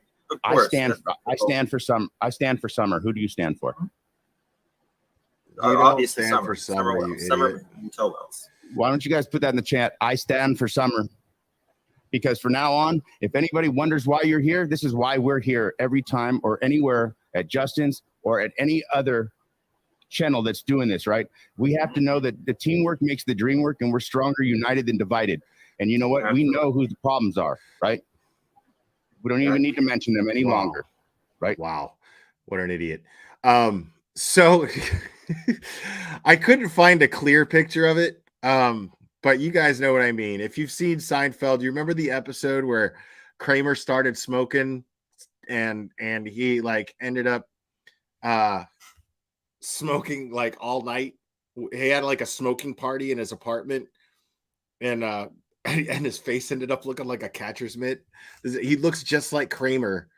Like, this guy clearly hasn't seen the sun in months. Dude, this guy, I mean, I don't know if this dude's a crackhead, but my man has got the symptoms of a crackhead all over, bro. Like, all over. Right? We just let them go away. These narcissists will go away, right? Yeah, well, I mean, there's a few channels out there, in my opinion. Who's a narcissist exactly, bro? The ones who actually care about victims? The ones who are calling shitheads like you out for throwing insane accusations at people, baseless accusations at people? Those are narcissists? Opinion that are enabling the Wells, right, and just blithely unaware of literally the history and past and present. Right, dude. Fucking hold on, I gotta speed this guy up because Jesus Christ, I'm gonna fall asleep. I don't have enough coffee. And you've been uncovering a lot of stuff too. Like there's some stuff that we're gonna jump in today. We're gonna might even jump into a mafia that it's so funny, dude. Like, if I speed this up, Dick Drip fucking sounds like he's on coke and meth, and Jaundice is still boring and slow as fuck. It's amazing. Might make Don and Candace run because that's actually out there where they are. Oh, but they're it doesn't matter where the Wells are. I think they have eyes on them. Oh, the wells have run dry. Let's put it that way. There's no way. Yeah, we stand for summer. Yeah. The wells have run dry. Boo, you suck. You fucking idiot. The wells have they've run dry. You need to shut the fuck up. Don, Candace. Absolutely. And before we get into today's show, and I'll get back into the text messages, I have an apology I'd like to do. Well, I would like to do it in front of people because that's, I made the comment in front of people, so I might as well, make it the apology in front of people. I feel really terrible because I said in the past that when Jose was brought out that we should have just left him in Ali's belly button, and that was good for me. But I was really terrible when I said that, I think the people who brought him out and spoke with him, were a big cause of the reason why he did what he did. And I'm terrible for saying that. And I want to take a second and apologize for it, number one, because it was wrong. He's done that to himself for selfishness. Yeah. I appreciate that, Doug. Yeah, sorry about that. Jose, he's a good person, I think. How about Nose? And I heard he died. And I'm sorry to hear that. Like, I don't wish death upon people, but let's face it, like, as far as this case goes, he's completely fucking irrelevant. Think overall, I think I personally don't like to speak ill about the dead, right. At all, but I think he made himself a little more grandiose than it was. But the thing that I appreciated most about Jose is we finally knew a little bit more about Summer. He had a great way of describing who Summer was. I agree. So, and I feel bad for his family, and it's just an unfortunate situation. It's a long-term solution to a short-term problem, people. Dude, you built your channel on that dude. What are you talking about? You useless fuck. You built your channel off of that dude and MGL's back. and you just attracted a bunch of fucking morons that for some reason have the patience of saints to have to sit and listen to you. I've tried to like review this guy.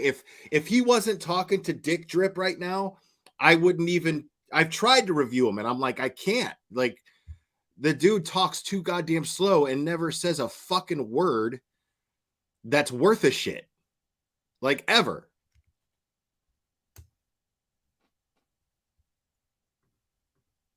Need to contact the NAMI, the National Alliance for Mental Health. Things of that. I mean, there's help for you guys. I'm a mental health success. I have no problem saying, like, just don't. If you can get away from big pharma and do it, without it, then that's even better, obviously. But like, I can definitely say that all are welcome here, and it's very important. I think that's even better success. I have no problem saying, like, An unfortunate situation. it's a long-term solution to a short-term problem, people. If you need to contact the NAMI, the National Alliance for Mental Health, things of that. I mean, there's help for you guys. I'm a mental health success. I have no problem saying, like, okay, but just let me tell you something. You're not a mental health success. Like, Dick Drip. If there was any term that I would not use to describe you, it's a mental health success. Because no. And so I love it. Yeah, don't use big pharma to get better. Use street pharma to get better. Just don't. If you can get away from big pharma and do it, without it, then that's even better, obviously. But like, I can definitely say that all are welcome here, and it's very important to identify that people do have that mental health stuff. But again, it's a long-term solution to a short-term problem. I don't know where he was in his life with that, but I know in the past he's tried to do that in front of his kids as well. So I have to take that into account too, which it leads to selfishness to me, and I will leave it at that. And I apologize if that offends anybody, but I don't want to talk bad about him at all, because I do believe he had good intentions. I just believe a Superman story came out that may or may not be true. And it was a bad ending, I think. And who so we'll just leave it at that. But I do want to apologize to you fucking personally in front of people and whoever your people are that are here who may have been offended by that as well, because obviously we have. See what I'm saying? Like, this guy doesn't give a fuck as long as he's got somebody to shit all over. He doesn't give a fuck about finding Summer. He doesn't care, because here he is now. He's got this dude who's got a bunch of fucking subscribers on his channel, and he's trying to like build his channel off of this dude's back, who built his channel off of other people's back. And now he's just trying to say that he apologizes for trash talking the guy. But what's really funny is he's only doing it because he's got this dickhead on his channel. He doesn't give a shit about any damage that he's done to this dude's psyche. For all we know, he contributed in some way to Jose's unfortunate demise. Because I didn't come up here and talk shit about the guy. All I said was the same thing I'm saying now. Totally irrelevant to what happened to Summer. Nothing that dude said came to be of any help to finding Summer. There was no credible information coming from that guy at all. So, but that's not an insult to his character. I'm not going to sit there and dig up what this guy's done with his kids and what he hasn't. That's none of my business. None of your fucking business, dude.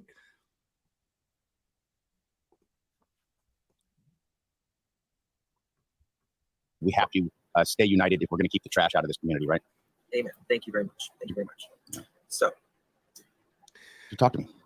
So what are we talking about today? What's the title? Well, I'm getting into the text messages, and I was kind of getting a little anxiety.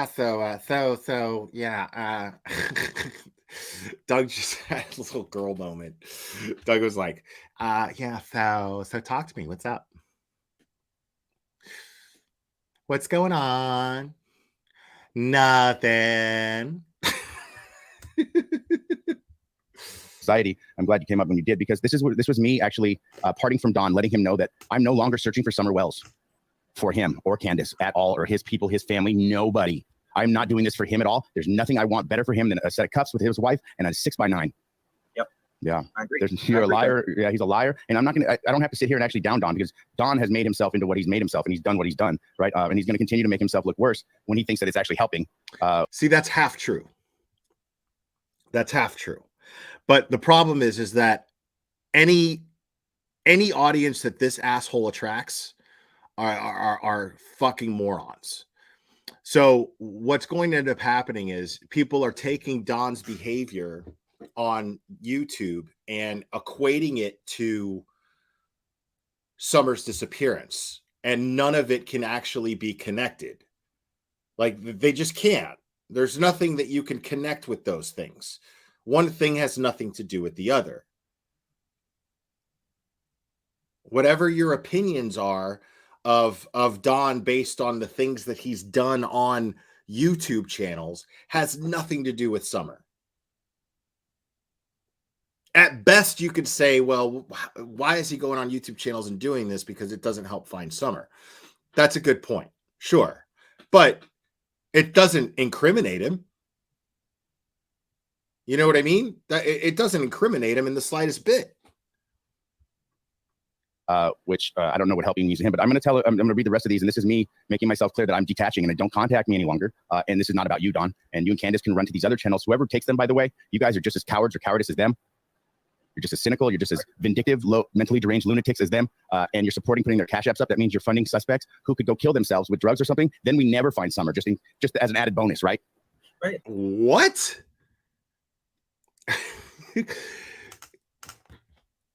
What's with that logic exactly? Like, explain that logic to me, homie, because it makes no sense. It doesn't add up.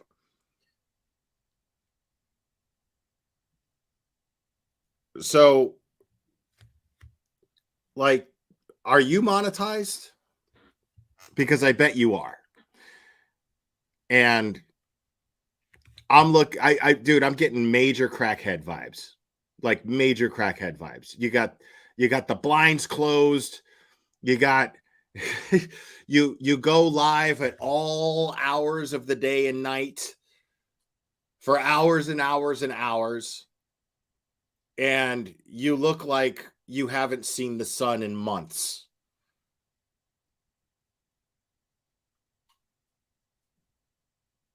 So anybody who's contributing to you,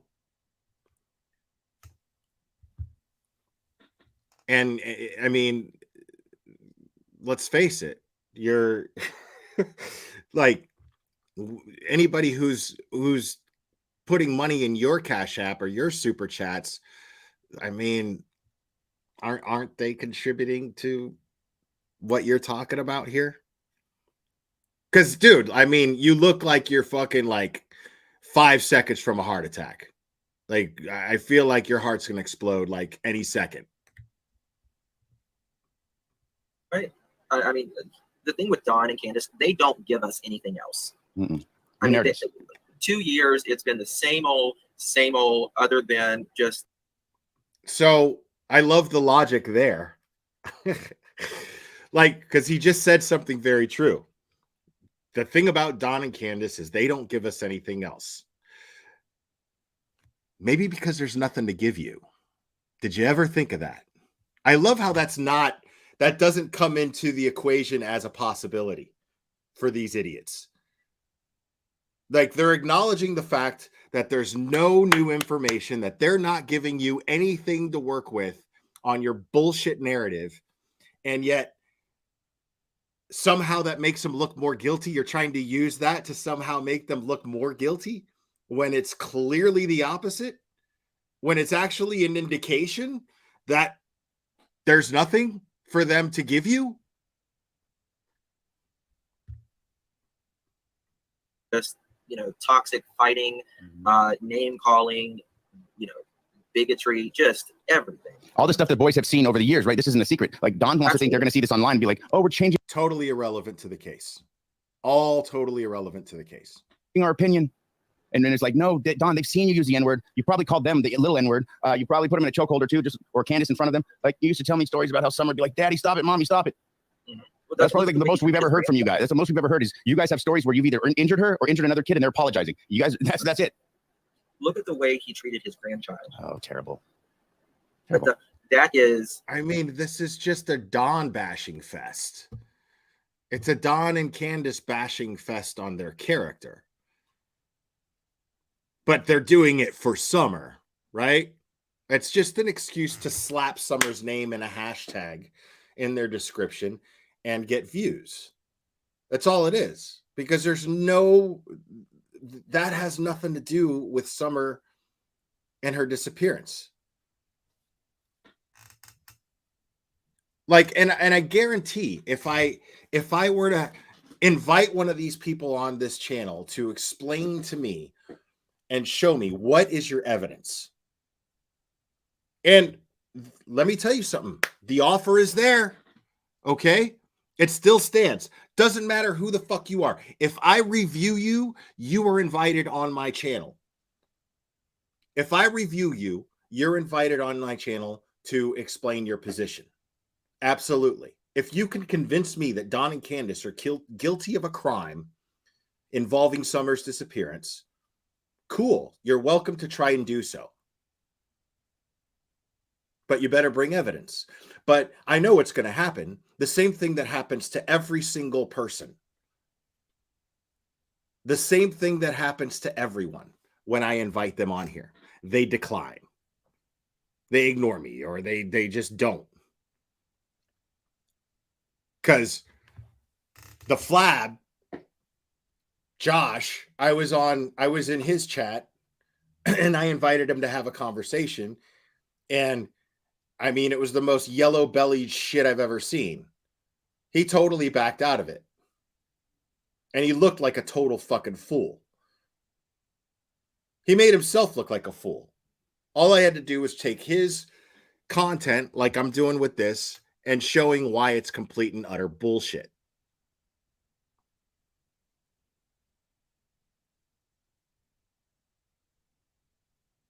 I mean, it's just that simple.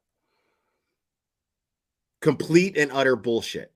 And you're going to sit there and hide behind the fact that you're on your platform and your mods are timing me out when I'm asking legit questions, and your only evidence that you could say, that you could bring up, was that Ronnie Lawson said they weren't cooperating,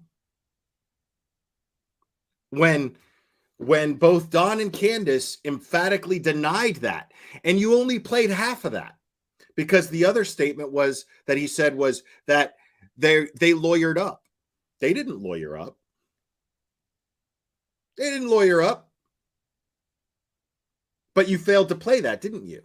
Proving that you're just trying to spin a narrative that's profitable for you.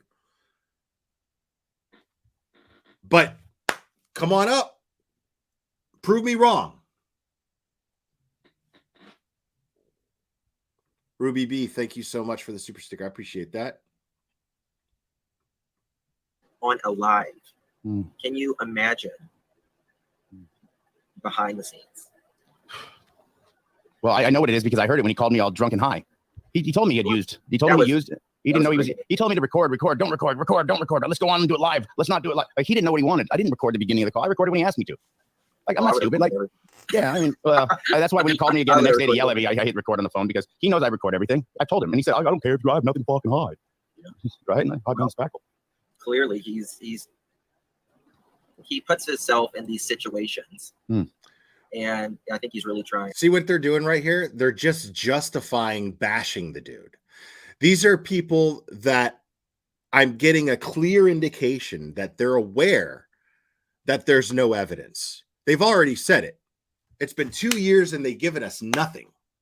Every time they go on YouTube, they give us nothing. They're pissed about that. They think that every time they're going to talk to Don, that's why this guy records everything, because he thinks he's going to get a slip up that he can twist to mean something that it doesn't mean. He thinks he's going to trick Don into slipping up, or trick Candace into slipping up.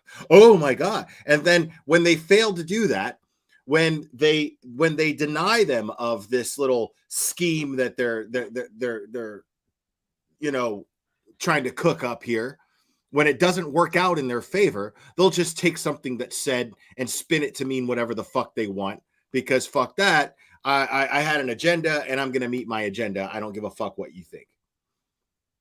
But now they're justifying. They know that nothing has to do with Summer's disappearance and what they're talking about. Everything that they're bringing up has nothing to do with Summer's disappearance.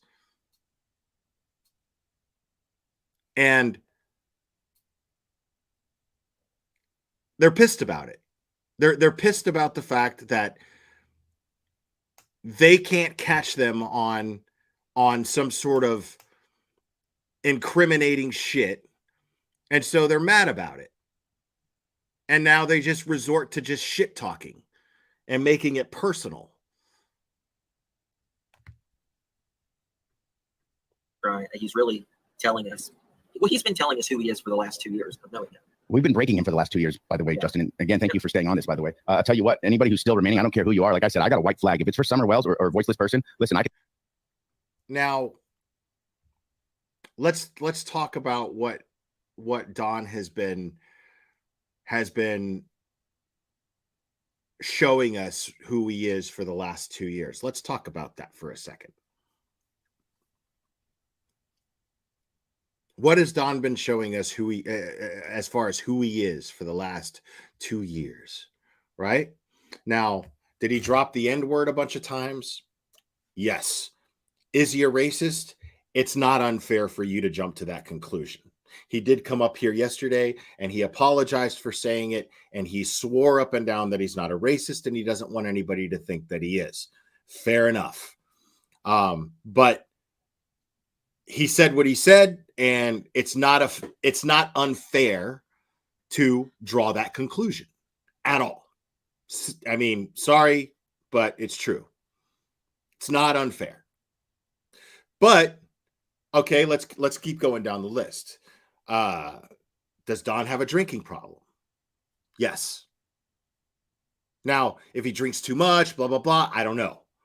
But when you end up getting arrested and it's a violation of your probation, then it's become a problem officially.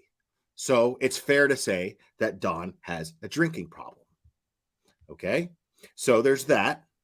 But there's also something interesting that has also taken place. Don admits to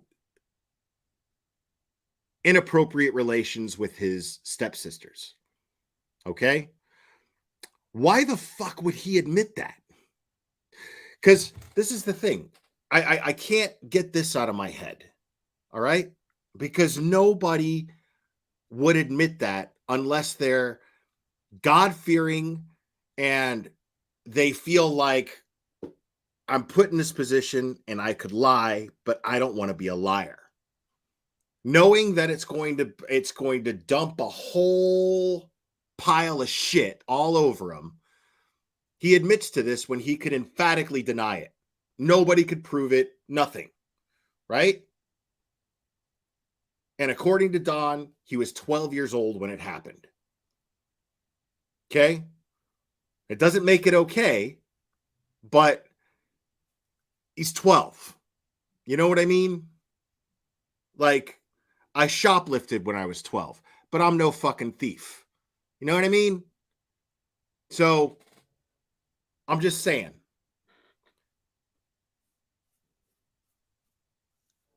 So, I mean, I don't know. I'm just telling you what he told me up here yesterday. Now,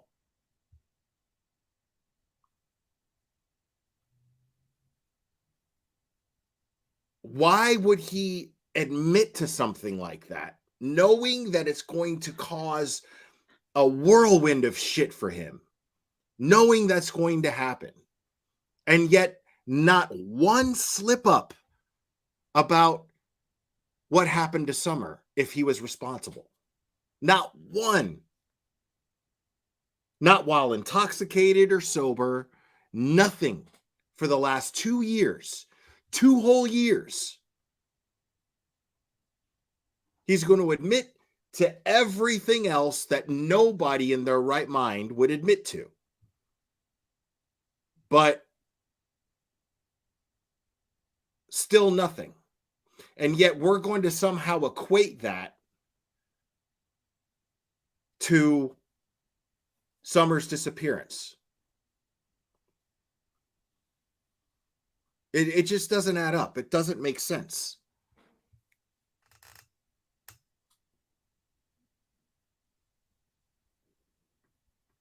And I could tuck my tail. I'm humble. I blame it all on me. I don't care. Talk about my anatomy. Whenever you guys feel like you need to do, like have a smear campaign or two, really just go do what you got to do. Just stop talking about these cases. Right. Talk about Whatever me they instead. say negative about me, you're right. Go right Yeah, on. okay, whatever. You're right. Go for it. Okay. They hate that, don't they? No, I don't care. I really don't care. No, right? It gets to a point to where they want to make it everything about themselves and not about Summer because they have to prove to the world. It just becomes about egos. What's really interesting right now is you two assholes are just sitting there talking about yourself. You know, you would equate me as one of these people who criticize you. Sure. Fair enough, because I am.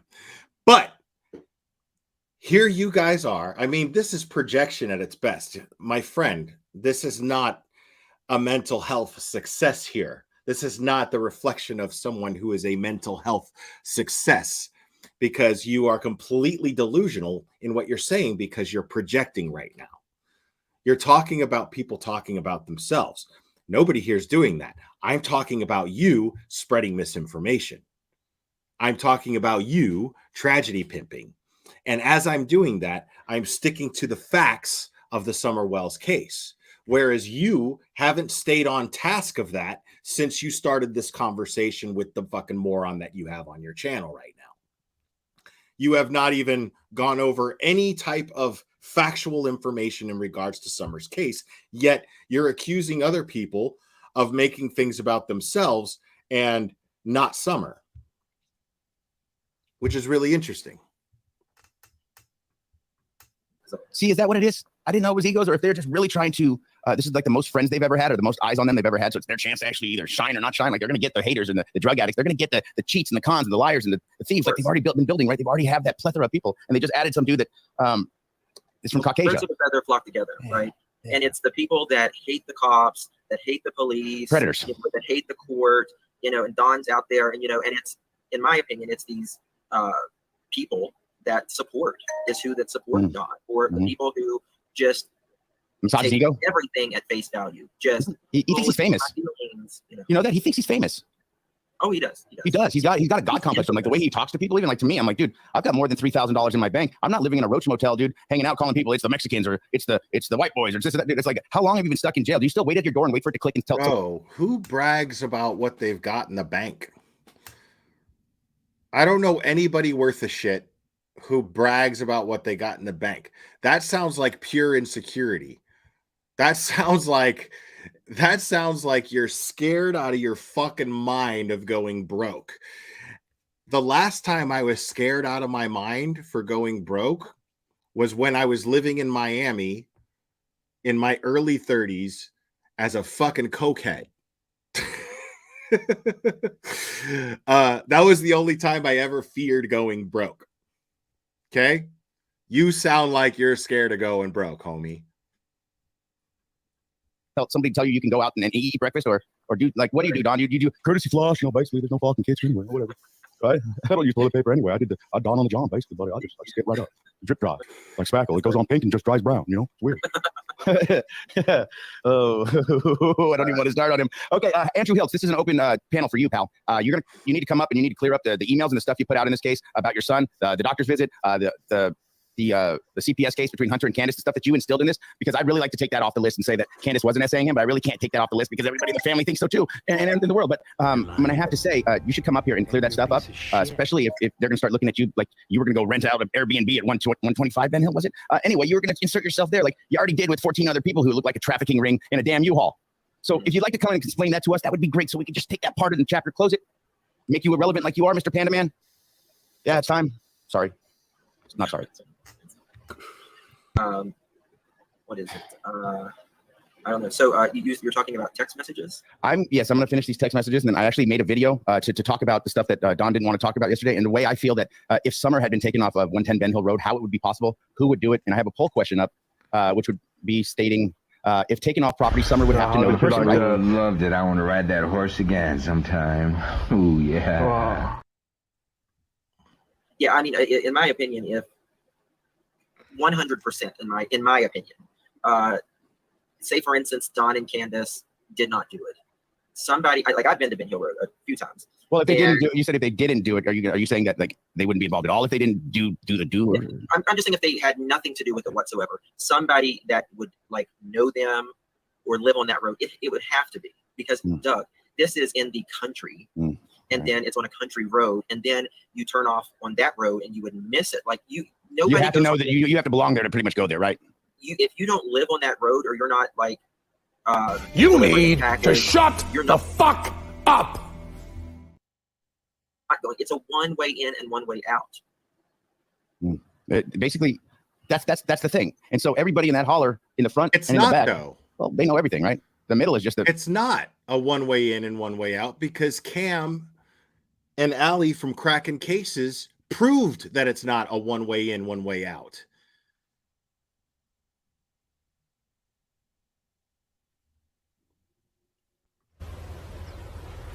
Wait a minute. Who are you? Idiots. Just the middle is already the middle doesn't matter because it's being watched from the front and the back. You know, all people who own the land pretty much watch the whole, pretty much watching over the place, right? And I have a big problem with that, the landowners. And it's not about land rights. Like, yeah, Jody Sue wanted that property, right? She really wanted 110. She still does, basically. And middle of the day Tuesday, exactly, that girl. Exactly, middle of the day on a Tuesday. And I mean, there's 3 boys there allegedly alone all day long. And then when the adults show up and Summer shows up, and after 3:30 to 6:30 approximately, we know literally nothing that happened other than Summer is gone.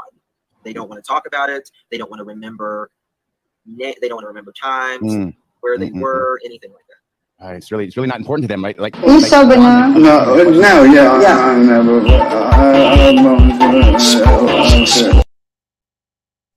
You didn't know this? Like, why don't you take the time to actually like learn the timeline? I'm like, either he's been told not to watch this stuff, so he doesn't know it, and he can continue to just, I'll basically take you back to 5 o'clock or 3 o'clock. I don't know. They were at the Walgreens.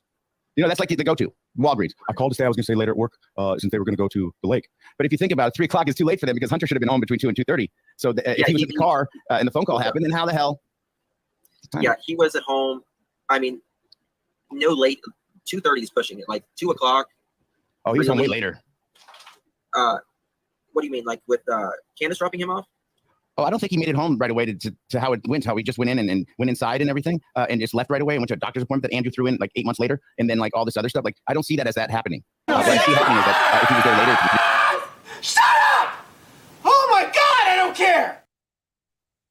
3 o'clock. I really think he went back to Ben Hill. We'll get into that. And when Candace was sleeping, you know, things happen because when she gets up and, well, I have a really good plan on how everything works together. And let me read these texts. We'll get through this. We'll pull up the video and we'll take it step by step because this is share this out. Tonight's going to answer some questions. Either that or it's going to piss a lot of people off.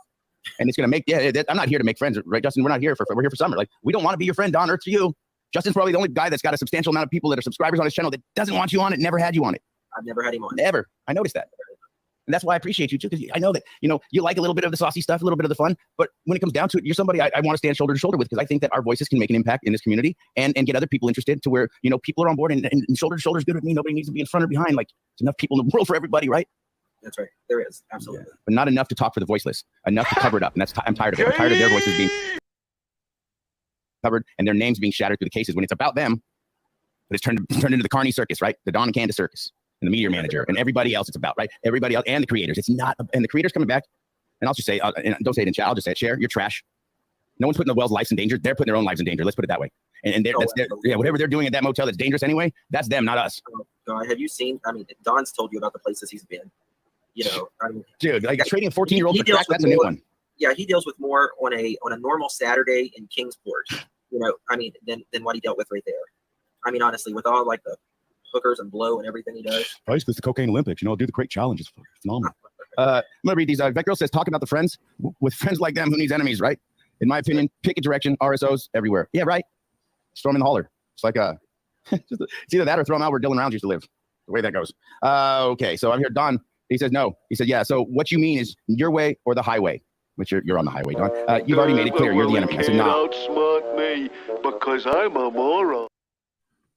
I'm making myself extremely clear here. I'm going to show you what people in hope, and I hope they grab onto, and it's calling you and your liar wife out. Not my way, Don, because I don't need you. That's the difference. You and I both know you find your daughter, then it will be the same outcome. You, too, and others behind bars. And save your boyfriend Andy last night. He must be scared. I'm the only one to get you and Candace to change your stories. Don, you should have just sold out. You should just sold all for at once, all 4 kids at once. Why don't you go find out what your felonious friends are up to? And maybe you and BK and White Boy and Cher can catch some racketeering charges somehow. Let's find out. Don, that's me separating. And today I feel so much better that I'm not searching for you and Candace anymore, anybody that you think is important in this case. I'm searching for us, Summer's family. You So suck. this is the thing. If Summer was to be found right now alive, would she go back to Don and Candace? No. No, she probably wouldn't be able to walk. She'd be. What the fuck does that have to do with anything? What the fuck does that have to do with anything? What are you talking about? Man, this is some bullshit. Boo this man.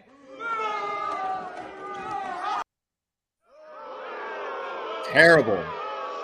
Like, it doesn't matter. What I mean, the idea is that Summer is found and that she is safe. Period. Whether or not she goes back to Don or Candace, you know, that has nothing to do with fucking anything. Stop it. Get some help. She'd be in very bad condition if she came back at all alive. This is what the sad part. Right. That's what I'm saying. I mean, if she How came do back you in know? perfect health or any health alive, How do you know that she's not going to be in good condition? How do you know? How do you know? Because here's the best case scenario, in my opinion. The best case scenario as far as what happened to Summer. Have y'all ever seen the movie Gone Baby Gone? Some of you guys may not like this, but to me, that's the best case scenario. That someone who really cared about Summer didn't think that the Wells were taking good enough care of their kids, and then they took Summer and they are raising her as their own. That's the best case scenario. Because anything other than that involves her being hurt in some way, shape, or form. I'm not going to get into specific details and let my mind wander as to the horrible fucking shit that happens to kids when they're kidnapped. I'm saying the best case scenario is that she was taken in by somebody and is being cared for because they just simply didn't think that she was being cared for enough. But that doesn't make it right. I'm not saying that that's a good thing. I'm saying, I mean, a child belongs with her parents and with their parents, and if the system sees that they're unfit, whatever, that's a whole nother conversation. But a person does not have the right to take the law into their own hands and take a child from their parents. That's kidnapping. That's illegal, and it's immoral. It's illegal because it's immoral. Regardless of your intentions in doing so, it's not okay to take it upon yourself to take a child from their parents.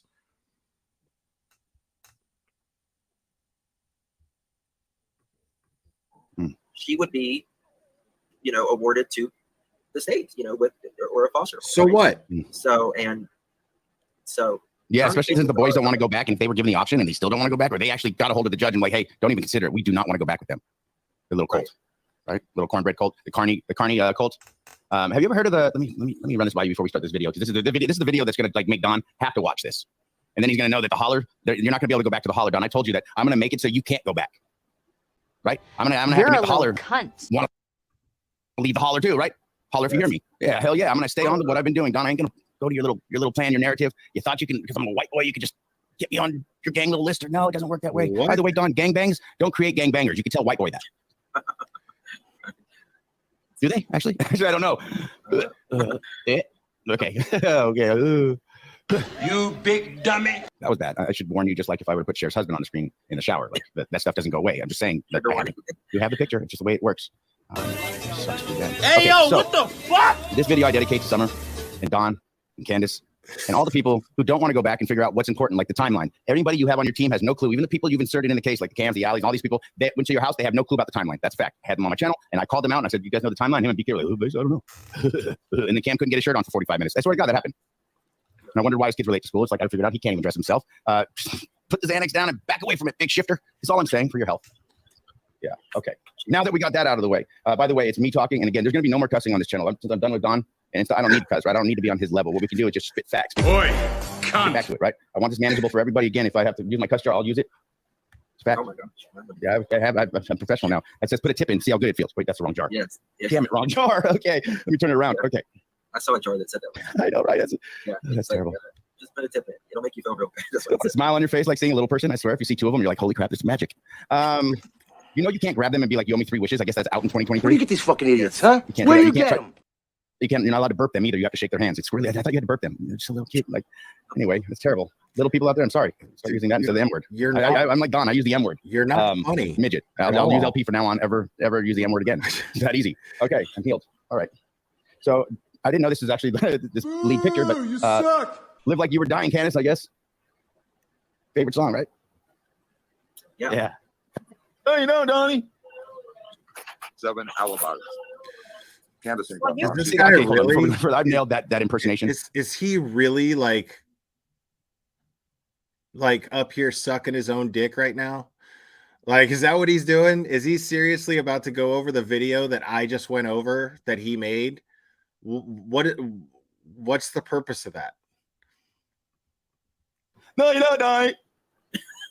Tell me how basically don't break my fucking door, you fucking bitch. No, you know, Donnie. You know, I could do a call to the cops and tell, basically, my wife and I are guilty. No, we are, Donnie. Candace said that. I get on their Don't show. break the effing door. So I'd like to turn in these 2 people over here. I'd like to turn in Don and Candace Welsh, and basically Jody Show and Andy. They're just casualties. We'll just bring them too. You know, we'll just throw McDonough. We can do the whole crew. We don't even need them. It's like Pixar, right? Yeah. Got it. We got this. All right, Don, 7 alibis when you only need 1. Let's just get that out of the way. So you're the owner of Tucker is an alibi. Your Starling is an alibi. Jamie's an alibi, and the rest of the meth heads that you hired. Okay, got it. All 7 out of the way. Okay, you guys now you know it's like, up. It's like the 7. It's like the 7 dwarfs, you know. 8 Starling, including Crack, Shriffy. Flo, Ernie. You know. Yeah, and Shriffy Jr., right? I'm not happy. Well, which one are you? Because you look like one of the dwarfs, buddy. I'm just saying. Did you see him in person, Shriffy? Is he cute? Look like he's a guy. Oh, okay. I wasn't there for that one. Oh, that was breaking news. This guy's running at us very fast. I was just there one time with him. The rest of the times I was by myself. Got it. Thank you, Sarah. All right, 7 alibis. You only need really 1 done. Going Good down. one. Candace ain't got mine. She's going down. My mafia, Boston, Hunter, I mean, Donnie. That's terrible impersonation, Doc. Oh, yeah, Donnie. Okay, okay. You did really good, actually. Okay, so who's that you said? It's just who Ernie thought was Rose Bly. Ernie Shell was looking for Rose Bly. This is what they're doing. They're just, I mean, because they're so involved in finding Summer that they're just dragging Don and Candace. That's helpful in finding Summer, finding out what happened to her. Really? That's what that is? This is not a fucking hate campaign against the parents of a missing child. You think that this is going to help put them in handcuffs in some way, shape, or form? You think that that's happening? Because it's not. Goes by, and him and the farm founder, the farm was going to interview her. Remember that? I think you released that, didn't you? You were the good man who told her, "Don't do it. That's not really her. She's probably deceased. That's not really a. Don't interview." Yeah, I was the one that went up there and No, told her. I heard that that Dick Drip here had the coke farts during this live. So I apologize in advance for that, folks. I was like, and then I contacted the Rose Bly that she said, and she's like, "I'm not Rose Bly." And then they had like the cops show up, and she had like a warrant on her. She went to freaking jail. I'm like, Daisy. Sorry, I should have mentioned her name. I'm No, sorry. you're good. You're on my panel. I trust you. Like, I mean, obviously, like we're up here and we're allowed to say what we need to say, right, to get our point across, and like, that's what we got to do. Because we're able to separate today. Today's a glorious day. I told you guys, like we can get rid of all these people in one shot, and that's what we're doing right now. Right, coming together, dude. Can I say that with you? We're coming together. Technically, we're good with that. Okay, it is what it is, right? In front of everybody too, right? Just put it that way. No, you know, Doug. Okay. Could you imagine that sex over there? You know, Candace is pulling Don's hair in his ears instead. That's who, I don't know. I found a picture and I was like making fun of Ernie one day. I'm like, yeah, he thought this was Rose Bly. Yeah, he's great for this case. Yeah, I mean that's something you know normally you would do. So I had to get a little comedy out in the beginning of this. It's gonna get serious from here on out. But yeah, Candace, that's the real you. No. That's how you guys are always arguing and fighting. Yeah, shut up, Don. But that's the real Don and Candace. Candace won't take an interview, but damn, she'll scream in the back. Sorry, I discussed that. You know what? The farm actually were calling me out. There's, people in chat that are in our chat now that are like we're back all together. Like they were like, yeah, come on. And Candace was like, you never talked to me and you never did it. And I was like 3 hours worth of video that I played in the last year and a half, almost 2 years of our conversations. Like, you guys know I record everything. You talked about your dentures, the $5,000 that people gave you. I mean, now the $4,000 you need for child support. He's scared of them actually taking legal action. What he's doing right now is trying to justify recording Don without knowledge. He's afraid of Don saying that he was recorded without knowledge, which is just really funny. And he's just trying to act like he's not doing anything nefarious at all whatsoever. But he's like, oh, well, you know, he knows I record everything, but, dude. I am not gay. I have relationships with women and sex with men. And I got news for you. That means you're gay. Let him know, Ice, exactly. Candace, why didn't you pay that while Don was in? They're your kids too. Just curious. Oh, wait. Well, I mean, $30 a month. That's it. Cigarettes like that, they spend in a week. I figure vapes. Oh, no. They spend at least $30 every 2 days in cigarettes. On a handle. Oh, yeah, too. And R&R's are not cheap. I mean, the handle they buy is probably like $30. Yeah. Yeah, like they waste their money. Like Don hands out crack. Like, he's like, I'm a crackberry, buddy. That's just me. Basically, I don't have to. I had to prove to TBI that basically I don't have to sell crack. I don't have to sell my daughter to buy crack. I'll just buy it. Okay, we knew that too, Don. You didn't have to prove any of that. You were on crack the other night, buddy. You got this apology dope. Okay, like I've tried some shit before. Okay, and like back in the days, it is what it is, right? I saw it. Stop it right now, bro. Stop it right now. I tried some shit, but back in the day, get the fuck out of here. Last time was when I saw a little plastic bag, and it looked like a girl dancing across the street, and it was the wind blowing a plastic bag. It was nighttime, and it was raining. I'm like, why is she dancing in the rain? And it wasn't. It was just a plastic bag. I'm like, I'm really never doing this stuff again. I like to sleep. Thank you. Go back to bed. So, bro, you haven't slept in a year. Look at you. But yeah, that was like the last time I stayed up lately. That was no fun, Don. So that's Don's world every day, right? Staying up late, waking up early, or not going to sleep at all. Thank you, JG. Because Don, you called me. It was almost midnight my time, and then at 5:30 in the morning, you were already calling me the next morning. Which means I knew you hadn't gone to sleep. I did. That's weird. This is why your daughter's missing, Don, and this is the problem here. See, it's not our problem anymore. You're not going to get help. Doesn't mean anything to us because we don't want you to get your kids. How is that? Why is daughter's missing? What the fuck are you talking back about? Anyway? So like you're not doing anything you're supposed to do. Like it helps us. He wouldn't do a psych eval or anything. Nothing. So this isn't Rose Bly again. Could there be a connection? Is that what? Dude, what do you mean? Like, first of all, here you are. This is what I'm talking about. This jaundiced douchebag. At what point did you hear law enforcement say that they wanted Don to do a psych eval and he refused it? This is what I'm talking about, blatant misinformation, because no law enforcement has never come out publicly and said that Don was asked to do a psych eval and he refused it. I don't know what you're talking about. Nobody knows what you're talking about.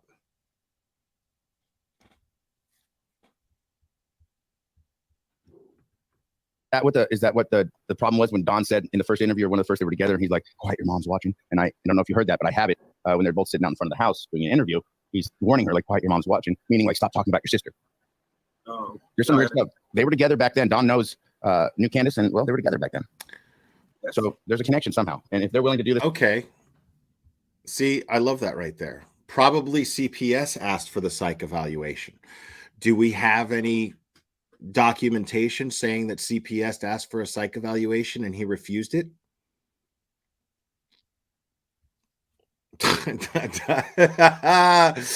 Don's got jokes. Don's got jokes. He's way out in meth field. Oh my goodness.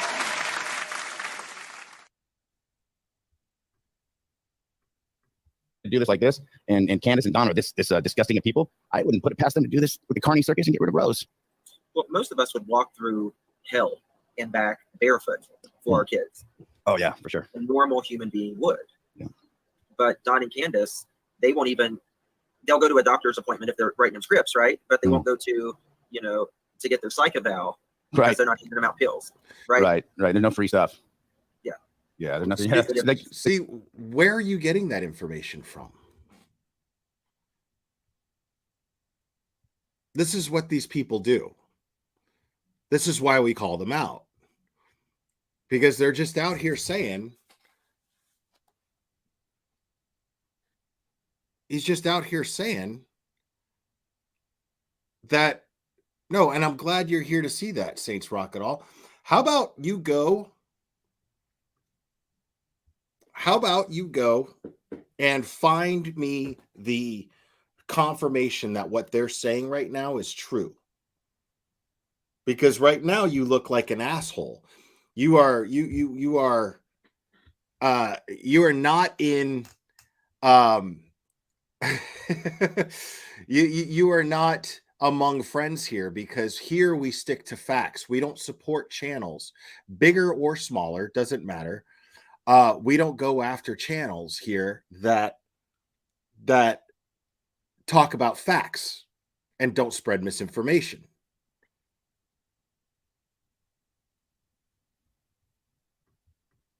it's like the churches, like why, like they got kicked out for like free stuff too. Like that's the stuff I believe from Jody Sue, is when she was talking about how they do the cons at church, the church cons. They call it church conning. Yes. I was talking to someone. It was someone in Arkansas, and it was when like Candace and all of them were kind of, Candace was homeless, and all that, but they constantly, like Dawn would even get off work a lot of times, and then they would go. Team Brittany, thank you so much. Preach it, Will. Facts. Thank you. Go to like a church dinner, like a handout, or whatever. Right. And then take food home, right, with them to add to the dollar pizzas. I'm sure. Well, this was before the kids. I don't know, before in Tennessee. They've been doing this. They've always been cons. Then they've always been money grabbing. Dude, have you ever been to a fucking church potluck? When there's leftover food, they encourage you to take the food with you. And nobody is denying that they're hungry. Nobody's denying that these are hungry people. And now all of a sudden that's something to criticize someone for?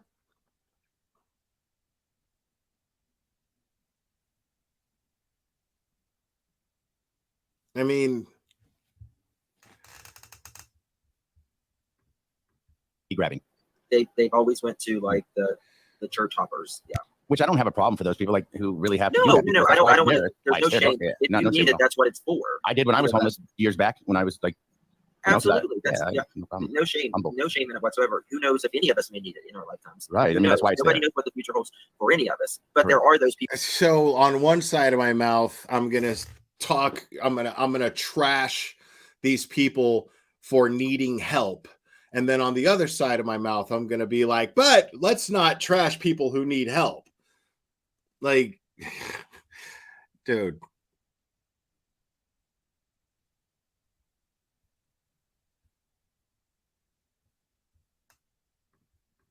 Those people that abuse it as well. Right. And they need to be, well, it's like stolen valor. They need to be called out, because they'll continue to do it, or stand there with their kids while they're wearing $180 Nikes, and they're expecting you to give them some money in front of a Walmart. See, I can't stand that either. But you really. Why are you comparing Dawn and Candace to these people who do this? Because I agree. I have a real problem with people who just flat out refuse to work and then collect money off of taxpayers because they refuse to work. See, I don't like that either. But that's not the case with Dawn and Candace.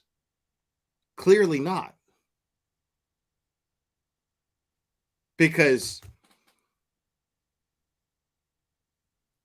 Dawn has already confirmed that when he works, he takes Candace with her. They both work. They want to be paid for two hands. These are people that are willing to work for what they've got. Now, I'm not justifying now, if their parents, their priorities are their priorities. I understand that, and I'm not. But the fact is, the matter is you're sitting there and painting them out to be like they are drug addicts living off of taxpayer money. Yet there's no evidence of that, because we've actually seen footage of Dawn at a job site with Candace at the same job site, losing their job because of people spinning narratives and doing shit like you're doing, and then showing up in person based on those narratives.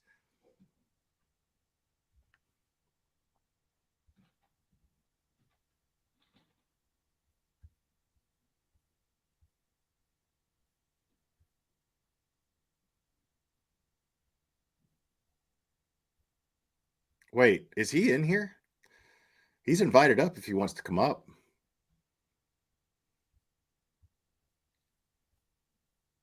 If he's got the cajonies, he's invited up here. Really, you know, there's really no winning. If you think about it, there's no win-win for anything. I mean, if you approach them, like, are you doing the right thing, or are they going to shoot you or stab you? Like, are you going to lose your life over these people, over their cons and scams? Like, they're probably willing to do that if instead of get caught. Like, I don't know what these people are thinking at any time. So, like, it's not worth my energy really to do that. So, all right, so let's rock this. And this is again, we'll stop it periodically, but I did do some narration, and then if you want me to stop it any second, just give me the finger or something. Okay. Yeah, can I say that? Hunter, I mean Donnie. I apologize. I'm blocked. Purposes such as criticism, comment, news reporting, teaching, scholarship, and research. I don't know if it's helped or not. I don't believe it has.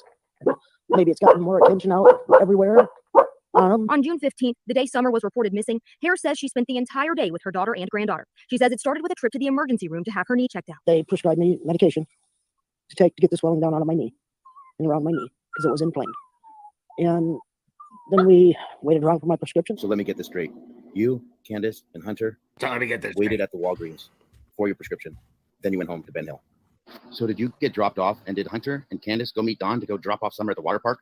Now, you know, like a water park is like a stadium, like the Olympics, like that. Hey, Doug, I do impressions too. Here's my Doug impression. You ready? Hold on a second. No, not the sunlight. No, not the sunlight.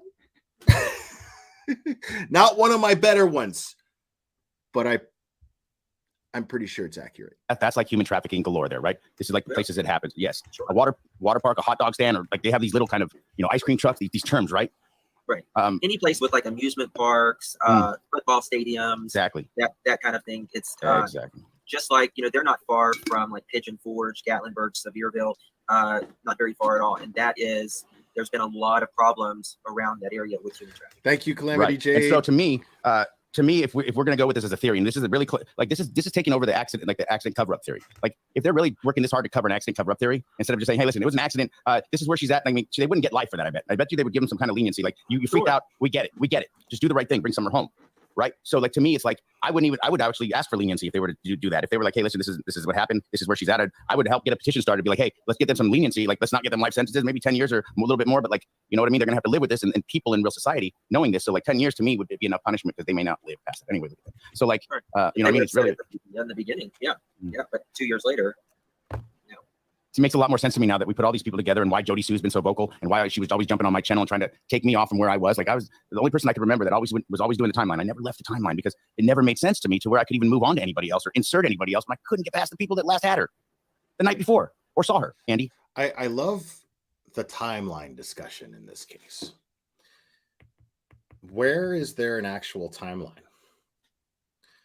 Like, think about that for a second. There's a lot of cases where there's an actual timeline. Okay. But nothing has actually been released by law enforcement. No actual timeline has been released by law enforcement or confirmed as anything is being true or credible or what. Okay. You're again, these are the same people that on one side of their mouth claim that these people are drunks and drug addicts, and yet on the other side of their mouth, they fail to apply that to their little theory that they can't get their timeline straight. Because we've only created these timelines from things that you've heard Candace say, things that you've heard Grandma say, things that you've heard Don say. But there's no what timeline? You can't build a timeline off of that.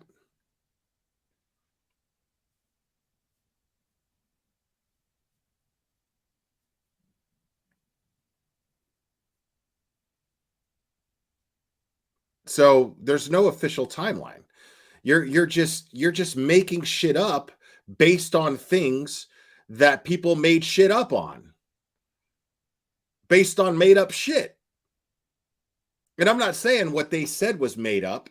I'm saying people drew their own conclusions and they're saying what is correct and what isn't. People are cherry picking whatever is the truth to fit their narrative. Because honestly, the most accurate thing I've heard anyone say involved in this case at all is, I don't know.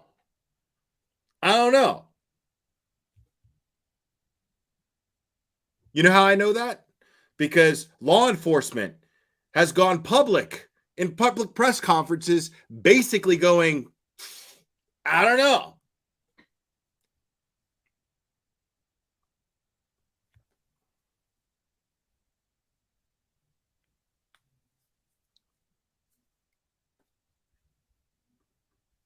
Bernard, who still didn't come up, Mr. Coward. So as far as I'm concerned, you are selling drugs, like Jody said, over at 110 Ben Hill Road to the kids, and sedation drugs.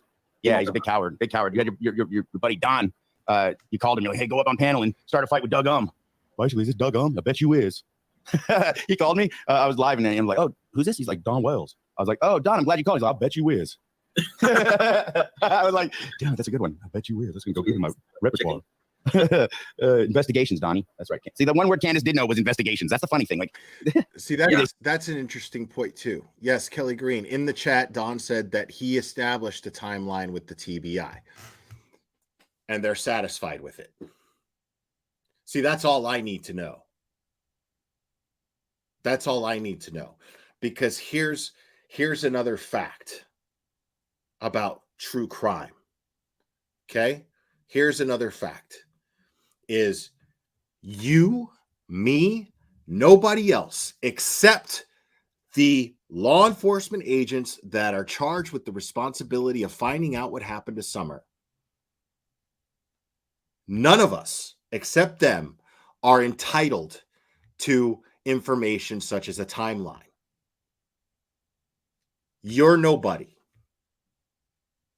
I'm nobody. Okay? Don doesn't owe me an explanation. He doesn't owe you an explanation. Candace doesn't owe any of us an explanation. Yet, they've given explanations God knows how many fucking times. I can't even count on two hands. But, I mean, you have to understand that one fact. You, me, nobody except the law enforcement agencies charged with the responsibility of finding Summer are entitled to any information on this case. Whatever they think is relevant to release to the public that would be helpful to finding Summer, we're not even entitled to that. We should simply be grateful that we have some information. Because to assholes like these idiots that I'm reviewing right now, this is a big game to them. They think that this is a big game of Clue. They think that they're going to solve the case. Some of them don't even believe that they're going to solve the case. They just know that there is a demand. There's a demand for throwing mud at these parents and this grandmother. There's a demand for it.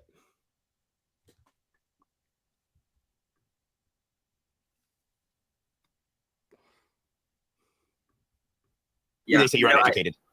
I think I used to think this was an accident cover-up. Me too. Now, the more I personally investigate, I feel like this was intentional. Oh, I love for sure. I love how this jackass said how he personally investigates. For sure. I feel like this was.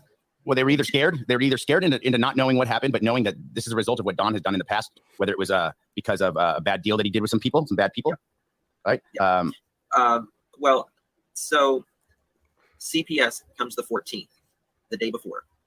Do we know that for a fact? Don said it. He's a liar. Don's a liar, and so is BK. And so is BK who confirmed it. Yeah. But I really think that they came the 14th.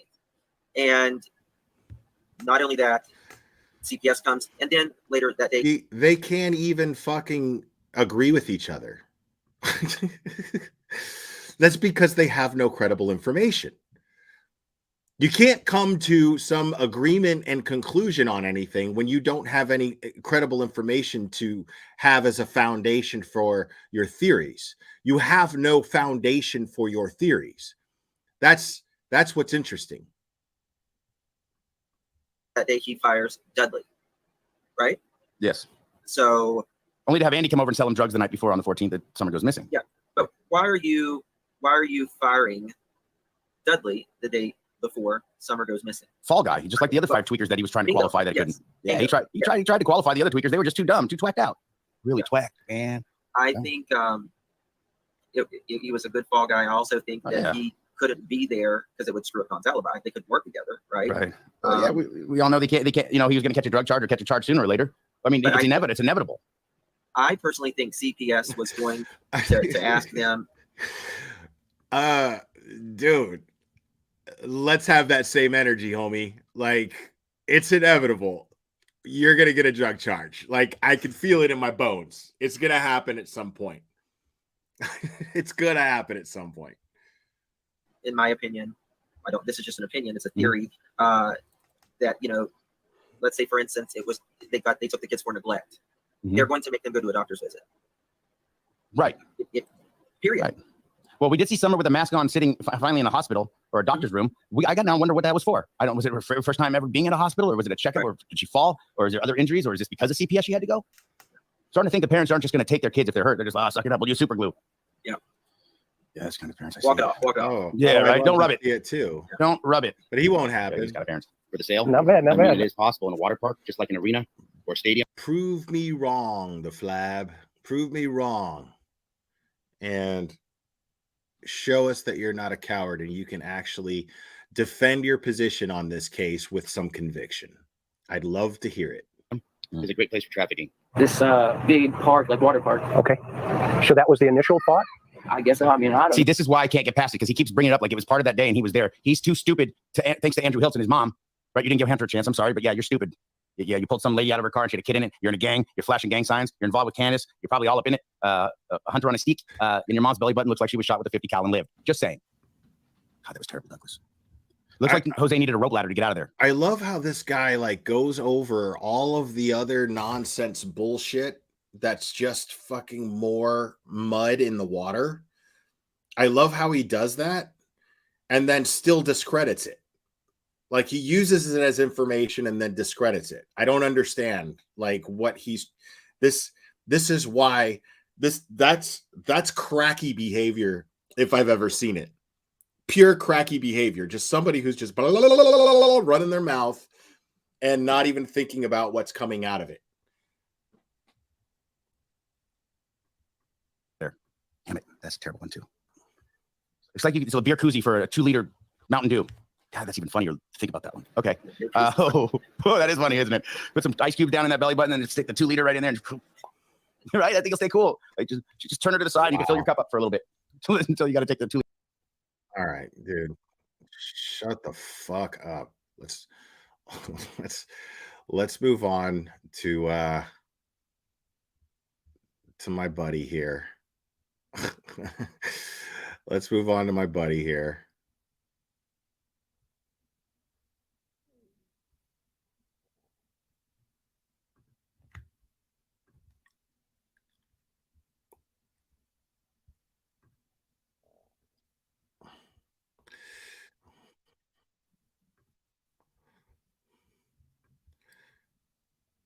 Let's see.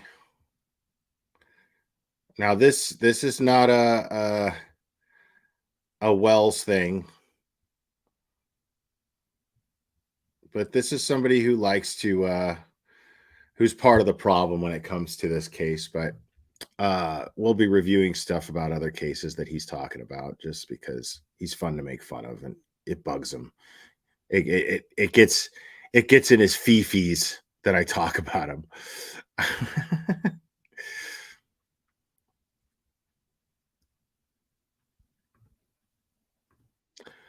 And I'm gonna this will be reaction because I've never watched this shit before. Look at this dude, bro. Just look at his fucking face, bro. You know what I mean?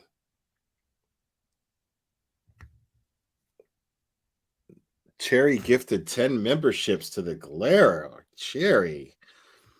Margie, congrats. Grace Sky photo. Corvette Sally, Mick Ramey, JPG, Brittany G, Just Call Me Hens, Sarah, Sassy Sarah, Bros Babble, Michaela Payer. Welcome, guys. Congrats. Also, okay, so I'm gonna review this guy a little bit, and then I'm gonna open up the phones because I'm gonna make some more coffee. We're gonna have some fun tonight.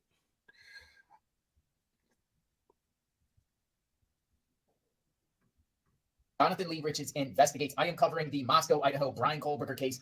Are the victims' families beefing with one another?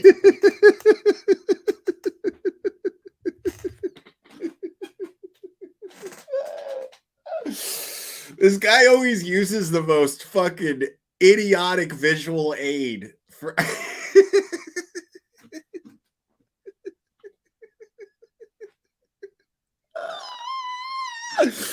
Bro, what are you doing, guy? Like, you're killing me, dude. With each other.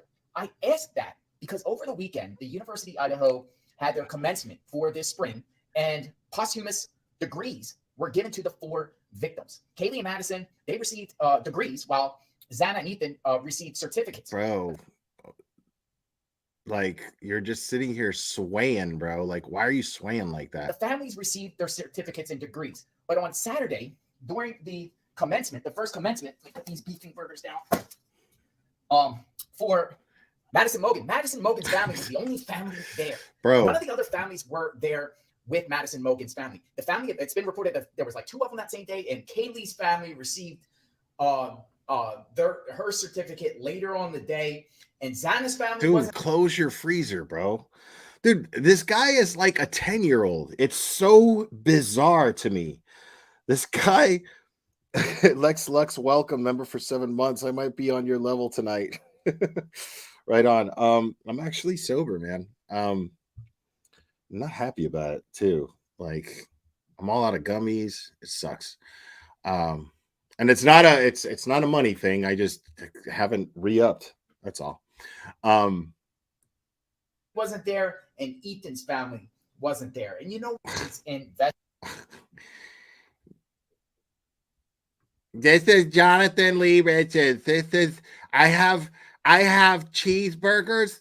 I'm gonna put cheese on them.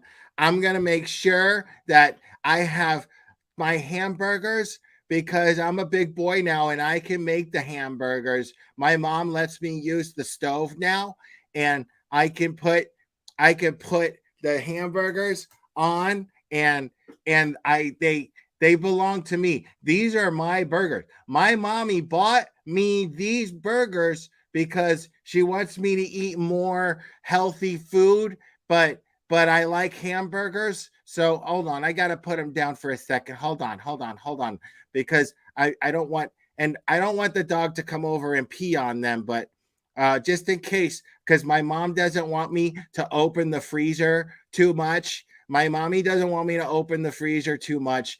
And so I'm just going to leave the freezer open because I'm a bad boy, but I'm a good boy too sometimes. And so I'm just going to have I don't want the dog to pee on the burgers though. That's why I'm scared. I'm scared that the dog to pee on the burgers. I think the plastic is still on there so that the dog, if he pees on it, I could just wash it off. Just wash it all off. That's all I have to do. Heard from Kaylee's family that said that they'll be there at the preliminary hearing, but Ethan Chapin's family said they're not going. negative energy. I'm not even trying to lie. Like, it's bugging the fuck out of me that he's just leaving his fucking freezer door open like that. Psycho cunt. What? Remember, for 4 months, you're so good at speaking, JLR. Thank you. Hold on. There was another Lisa Oldham's member for 1 month. Well, he does shop at Baby Gap. Yes, I do. Yes, I do. Energy. That's what they said. The reason why they're not going. But I'm wondering, and I thought, and I made a video about this, and I thought negative energy, Brian Kohlberger. But I'm just wondering if at least it's not gray clearance meat from Publix, right? Right. The Chapin family has beef with any other of the victims' families, because I do not see them all together at all. But during this commencement over the weekend, I'm going to share. First of all, listen, only a fucking moron jackass, only an unscrupulous shitbag would sit here and talk about whether or not the families of these victims are getting along or not. Who gives a fuck? What difference does it make? These people lost their kids. These people lost their kids. Like, what does it matter? Let's share some information about who was what and where. Check this out. During the event Saturday morning, the first of two commencement ceremonies, May 13th, Mogan's parents walked the stage to accept a posthumous bachelor's degree in marketing on their daughter's behalf. So Madison Mogan's family were there. So, of course they were. Gonzalez family set to receive a posthumous bachelor's degree in general studies on behalf of their daughter during the second commencement ceremony, Green said, which will begin at 2 p.m. Pacific time. So the Gonzalez family was not there with the Mogan family. They received a degree on behalf of their daughter during a second ceremony. Meanwhile, the fucking freezer's still open. University officials noted that Carnodal's family received their daughter's posthumous certificate in marketing during a private ceremony on May 8th. Susanna's family was not there Saturday. Likewise, a posthumous certificate in recreation, sports, and tourism will be given to the family of Ethan Chapin in the coming weeks. So the Chapin family was also not there. But you know who else was at that commencement? Bro, close the fucking freezer, guy. Louis Free. What are you? An idiot sandwich. Idiot sandwich what? At this commencement. At the first ceremony commencement, Speaker Louis Free, the former FBI director, acknowledged the tragedy. I want to commend you and your colleagues for your extraordinary service to everyone in this room and beyond during an unprecedented period of time, Free said, addressing Green. You've gone through a fiscal crisis, a pandemic, and a horrific tragedy that could shatter any community, but did not here. Because of the strength and the work and the love that were shown. Come on, buddy. You can use your big boy words. You got it. Come on. Shown to you by everybody and helping one another. Free recognized FBI colleagues in the audience for the significant support that they've provided to this community over the past few months, along with our state and local police partners. So the FBI was there too? I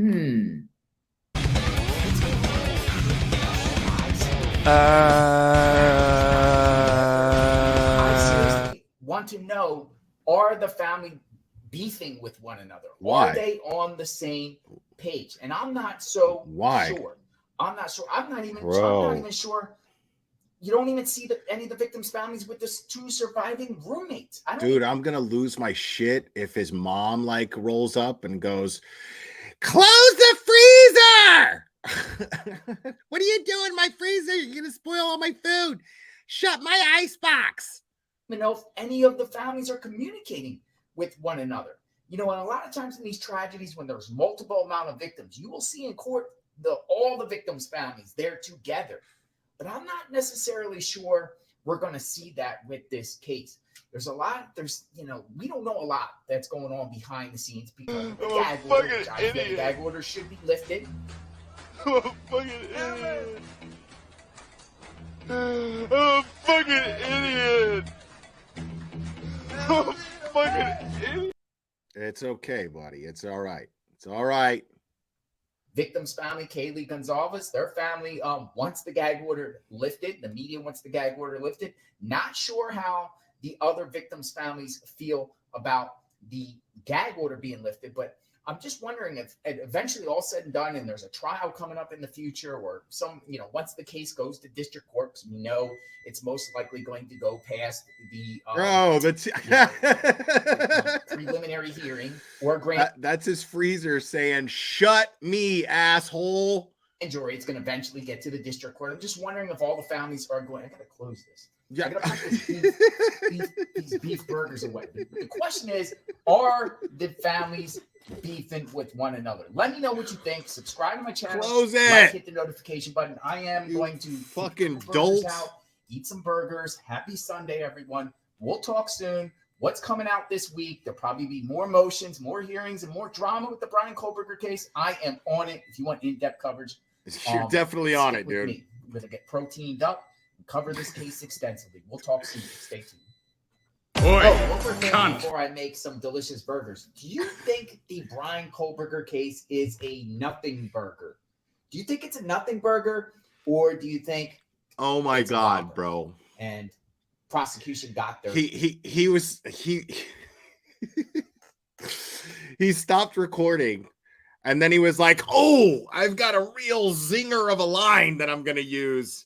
I can't believe I didn't think of this. So let me throw that in there." Do you think it's a nothing burger? I've got to use this pun. It's genius. You're a little cunt. Dude, killing me, bro. Their guy. Let me know what you think. Nothing burger or Whopper? Going to eat. Stay hungry, my friends. Everyone be safe. God bless. Stay hungry. Bro.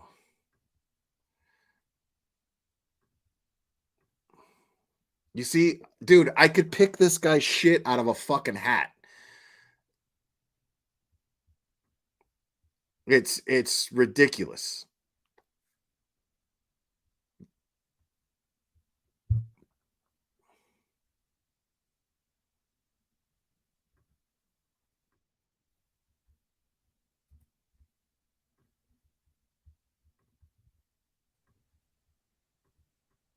Jonathan Lee Riches investigates. New update in the Alec Murdaugh case. Alec Murdaugh is currently in prison, convicted for the murders of his wife and his son, serving life in prison.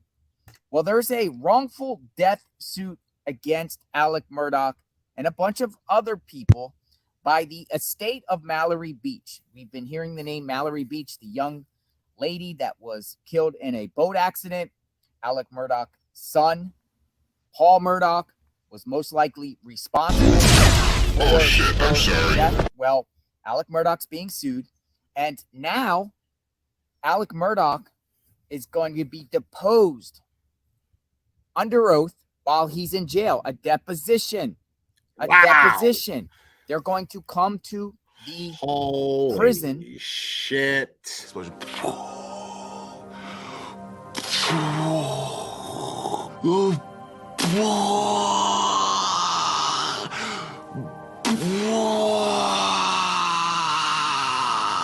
Renee S. Beach, personal representative of the state of Mallory Beach, versed a list of defendants, including Alec Murdaugh.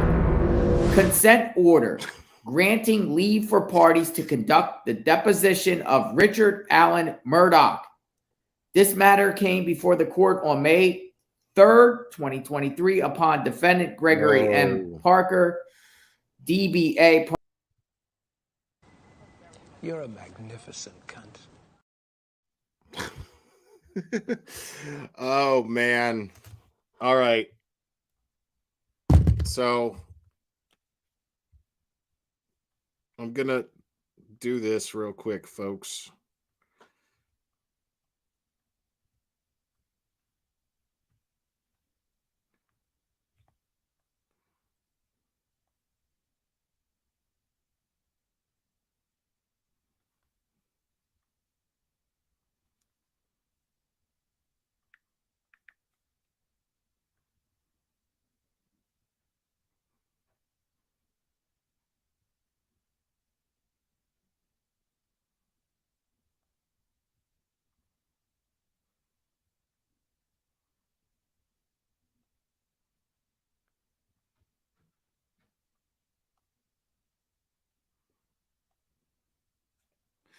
All right.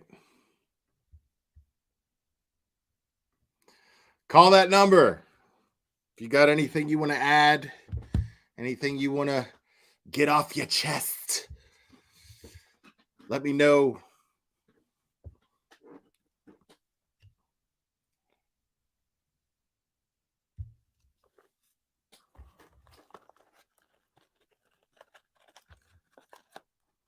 I was not frozen, but phone line is open, folks.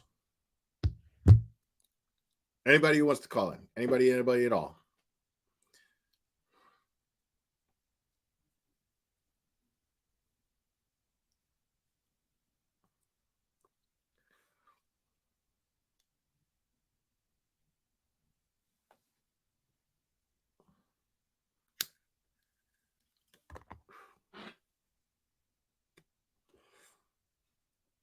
Hey, you're on. Who am I speaking with? This is Cindy. I'm Seeley in your chat, 337. I'll be real quick because I talked to you last night. Right I was on. just thinking that, the other thing that I haven't heard anybody consider that, they have cell phones on them, and there would be forensic evidence that would suggest where their cell phones were to, have to line up with their story, whatever their story was. And if there was anything that was not matching up, they would have had a reason to indict. They would have had something to arrest them with, I But mean, they not have nothing. necessarily, but I mean, I agree with you to some degree. That would definitely be some of the evidence that they would use, but I don't know if it would be enough to indict that their cell phones are. They'd have to find some pretty incriminating evidence on the cell phones. But I agree with you there. I'm sure that they track. They check the pings on the cell phones, and if they saw anything that was that just looked fishy and just looked suspicious, that they would have investigated that and asked questions, but they would not necessarily, and probably a very slim chance that they would base their entire indictment on that, on cell phone pings. It would definitely help prove the case, but it wouldn't necessarily prove the case. Right. What was that guy in Colorado that got accused of killing, or they thought he did something to his wife Susan? Barry. Oh, the Barry only thing that Morphew, they had yeah. on him- Morphew. Yeah. So what they had on him was that the pings on his cell phone didn't match up, and then there was some kind of bullet, or I don't know, some kind of dark thing in the dryer. There wasn't a lot, but a lot of it was going on the fact that his phone showed that he was running all over his house, and it didn't match up to his story. They didn't have a whole lot of evidence, and that's why it ended up getting thrown out. But still, with all these people working on it, and this is their craft, and if they caught them in a lie, I think they would just fold. Well, I think that they would have investigated them much further and tried to build a case against them if they felt that Don and Candace were guilty of anything, or even Grandma Candace. So, I mean, Right. I don't think that. I personally believe that. I don't think law enforcement believes that they are responsible or that they can even begin to prove a case. But the more that time goes on and the more I hear them talk, the less I believe that they're responsible. You know, I mean, I just never knew, but I just, I never had a gut feeling, that when I listened to them and heard the story, even her talking to Chris McDonough, the whole thing, I've never had the gut feeling like, something was, I never could see them doing it. So that's pretty much what I was thinking. And I listened to you and Toast today. I'm sitting here cleaning, listening to you guys from I don't know which one you were talking about. Blowhorn Buddy. I'm just sitting here cracking up listening to you two. It was hilarious. But I was wondering too, I was thinking today I was going to ask you why you didn't talk to Justice for whatever his name is, because he goes on these tangents too and makes up these crazy scenarios based on I have no idea what. I have never listened to him long enough to hear these tangents. I get too bored too quick because he's so slow and monotone. I mean, again, like the guy has the personality of bug spray. It's right. I can't even review him and make it entertaining. I can't. Right. But the only thing I look at this little Summer and I have just cried, and just looking at her cute little face and watching the videos, her playing in the puddles and stuff like, my heart is broken for this little girl. And, I feel like I know her and I don't, but I just feel like I have, some kind of connection to her just watching all the videos and as much as they've talked about it. And I just feel so bad for her. I just feel the beautiful little girl, right. And it's really sad that she's been lost in all of this madness. Yeah. That's the issue. Anybody focusing on the parents right now are not helping that. They're making it worse. So it's just really sad. Let me make this or address this comment here. I use this hashtag quite a bit. It's always in my description, whether or not I put it in the title or not, but it's always in my description. This person is saying, I get the engage part. They're talking about my hashtag engage with empathy. This is what I'm talking about. Empathy, meaning think of everyone who could be affected by this case, whether you like them, whether you don't, it doesn't matter. Try to be empathetic of what they're going through. If you can't put yourself in their shoes, try to put yourself in their shoes. Imagine Don and Candace and what they're going through right now. Just because you might deal with the situation differently, it doesn't mean that they're not hurting. And you have to keep that into consideration when you draw your conclusions. Nobody's saying not to follow crime cases. We all follow these cases because we care. But the people who are affected the most are usually the family members that, because even if it's somebody close to the victim, there are other people that care about this. And just throwing names out there and hoping that something sticks, you're putting their names out there and you're causing trouble. And they have to deal with the fact that they're grieving over a missing or murdered loved one. They're grieving over a missing and murdered loved one. Now they're also having to deal with having mud thrown at them on social media. So yeah, they're totally scrutinized on YouTube. It was just finally refreshing to hear you talk because I kept saying, where's the evidence? Let me, like you said, foundation, let me see something. And there's nothing. And I feel like their economic background has given people pause to think, to do the mudslinging. I just feel like, well, because that's what it's about to them. It's not about finding somewhere. It's about slinging mud. That's all it is. Yeah.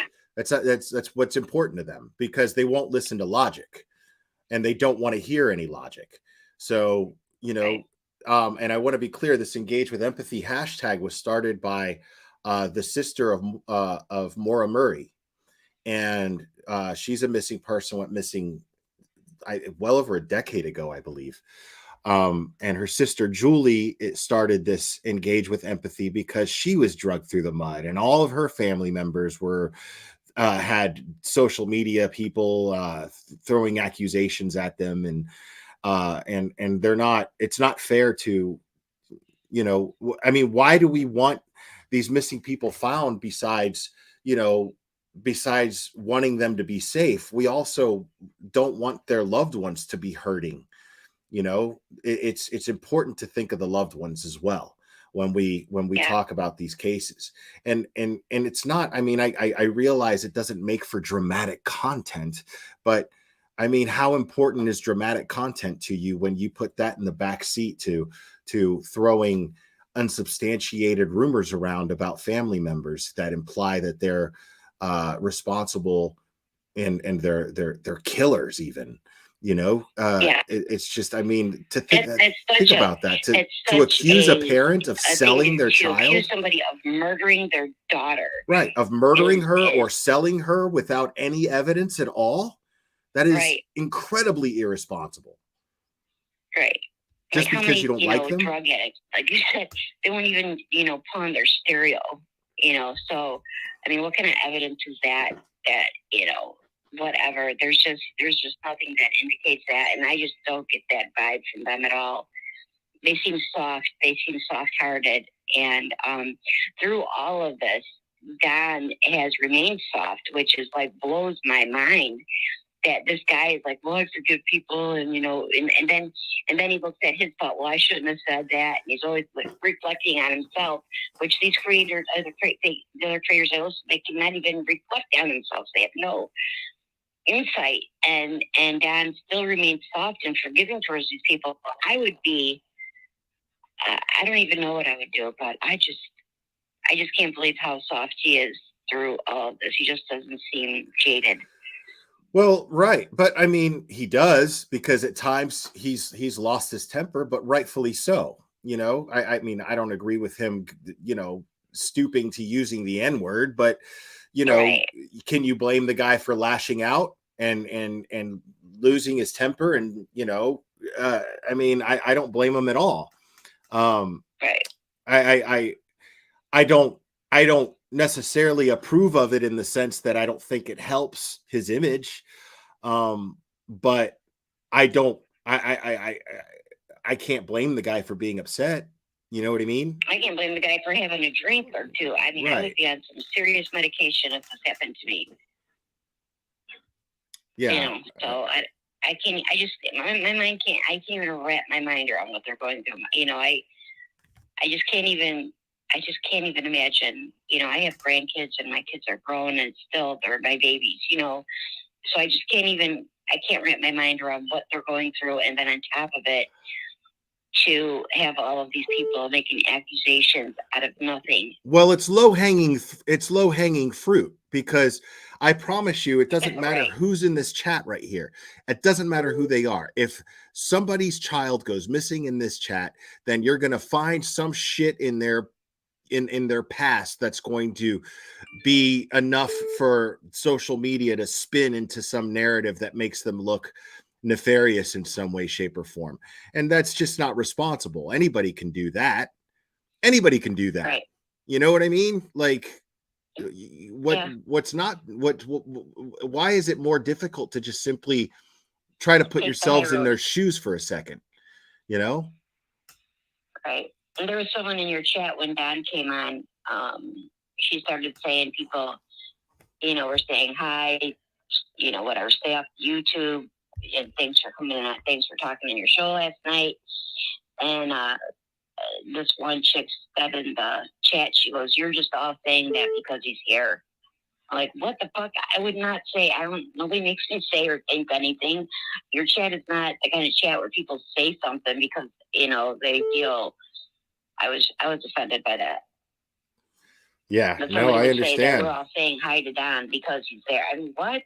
Right. That really got me angry, but Yeah, that's all. Thank you again for your content and your comedy cracked me up. I'm like, I live alone and I'm just sitting here laughing. I mean, And we neighbors could upstairs are sit probably here thinking, and get "What mad terrible at these shit." idiots, or we could just show how fucking dumb they are and laugh at it. You know what I mean? Yeah. So I choose to Yeah. go the humor route. I'm gonna take this next call. Thank you for calling. Okay, thank you so much. Thank you. All right, bye-bye. You're on. Who am I speaking with? Hey, oh my God. It's I'm Mick Ramey in the chat. Hi, McRammy. And I just wanted to say that I love the community that you built here on this channel, and I love your chat so much. And I wanted to thank Cherry for the membership because that was the sweetest. yeah. Cherry, go home. You're drunk. And I'm really high. No, yeah. So, Cherry's just amazing. I couldn't find my socks without her, so she's great. Okay, well, Sherry, I love you. But also, I just want to say I love you because I just, you're good people. You're Thanks. such a good human. Appreciate that. And that's Thank you. That's all I wanted to say. I love all y'all. Oh, no, I have to say one more thing. I do have a bone to pick with you. Ooh. And that is your Mr. Rogers. Listen off at the end of your intro. Why do you have a problem with that?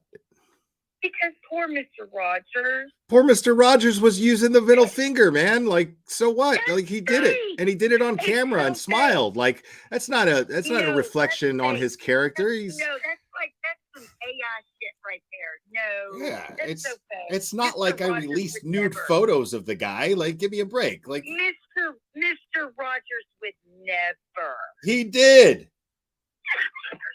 The only thing altered about that is my face is superimposed on his. That's the only thing altered about that footage. Poor Mr. Rogers totally gave the finger. Like, it's okay. Like, Mr. Rogers is allowed. He's earned it. You're right. He did earn it. He did. Yeah, it's all out of love. It's all out of love. Okay. All right. I love you back. All right. Have a good one.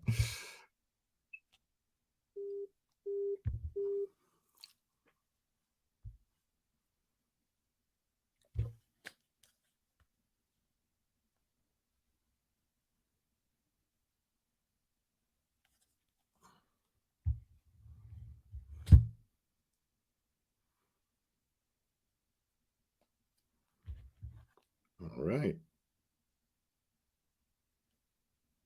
Next caller. Anybody? There we go. You're on. Who am I speaking with? Hey, Will. It's Real Sunflower. What's up, Real Sunflower? Hey, how are you? I'm good. How are you? I'm good.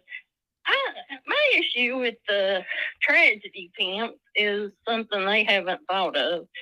Is, they say, we're Summer's Army. And people say, well, why do you have a YouTube channel? And they say, to keep Summer's name out there. But then in the same breath, they're saying, but we swear the parents killed her. Well, what's the point in keeping somebody's name out there? That is to find somebody that's missing. You're right. I've I've made that point many, many times, and not just with this case. When you imply that when there's no evidence that this child is deceased or this person is deceased, you inadvertently put out the message that you've given up hope in finding her, because it's very different to find a missing person. There's a big difference between trying to find a missing person and trying to solve a murder. Because when you're just trying to solve a murder, which you don't even know happened, then you're taking the energy and efforts away from actually finding that child or that person. Exactly. Right. And the reason Summer has always been so important to me is I don't live very far from where she disappeared from. And I was home the day that the Amber Alert went out, and they had all those news conferences, pressers. They were having them there the first few days. When they said, go check your property, I went out and checked my property. And anyway, Well, she's been on good. my mind since day one. But hopefully, with prayers, hopefully they'll find her soon. And I pray for her parents. I hope so too. I still have hope that she's alive somewhere, and hopefully, you know, somebody's taking care of her, and they'll grow a conscience and turn her in. You know, Yeah. I really hope that that's the case. That's the best case scenario so far after 2 years is, so yeah. Well, I'm glad I got through. Good to talk to you. No, and thank And you, I'm and I gonna jump back appreciate out. you doing your part to try and help find her when this happened. So, and Don, I could see he's in the chat and he appreciates it as well. So, Yeah. thank you well, for thank that. you. And I enjoy your show. Thank you, Thank you. thank you. Talk to you later. It means a lot. Thank you. Okay. Bye-bye.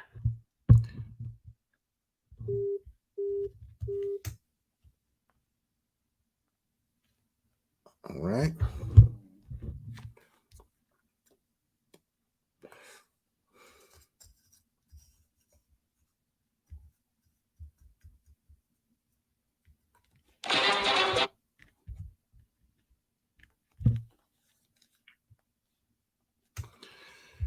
You're on. Who am I speaking with? Hi, Will. My name's Tracy. Hi, Tracy. Hi. I actually seen you yesterday. I was up on Pizza's panel there for a little bit during the van life lady. Oh, okay. Right on.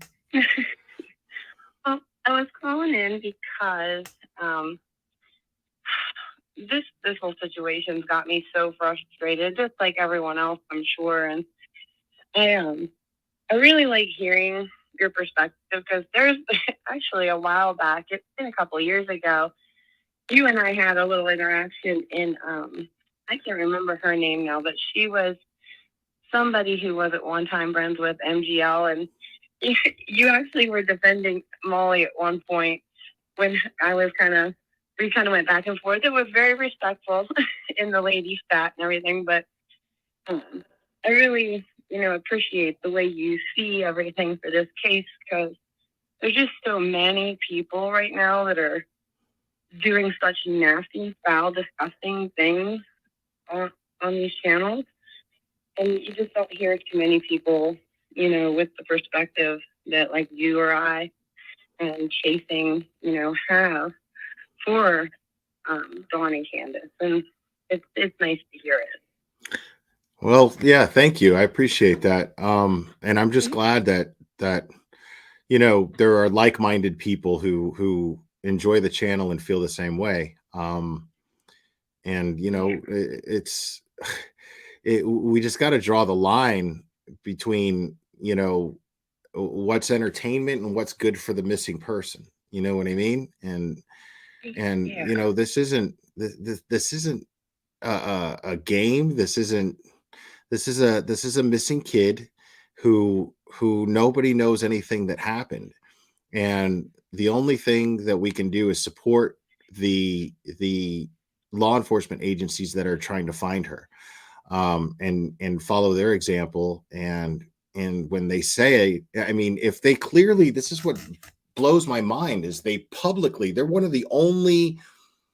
is one of the only cases where law enforcement has vocally put out that the social media rumors are a direct problem to our investigation.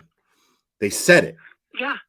And yet nobody not nobody. We have enough common sense. There's other channels out there that have that common sense, but these people, it just doesn't register. And I think that they know, they just don't care. I don't think Chris McDonough cares, because I know he knows. So I don't think he cares. And I don't think the lab cares. And I don't think Doug cares. These are people who who see the money rolling in from throwing mud at these people and taking away from what's actually important. And what you should simply be doing is supporting what law enforcement is asking us to do. That's what we can do. They're on lead on this. They're leading the way as far as, because they're professionals who are experienced in finding missing people. I'm not. You're not. So what we should be doing is following their example and following what they say we could be doing as members of the public. And we can use our social media platforms responsibly. Maybe it's not the most entertaining content, but I'm okay with that.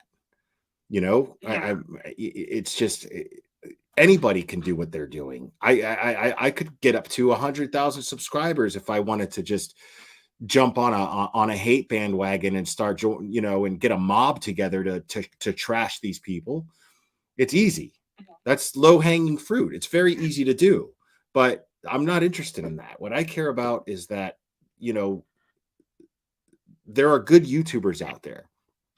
There are actually really good YouTubers out there who care about these cases and care about these missing or murdered people and care about getting justice for them. And these other ones are giving the entire YouTube community a bad name. And, you know, it makes it very difficult to spread information and inform people properly on these things when our credibility is all fucked, you know? It's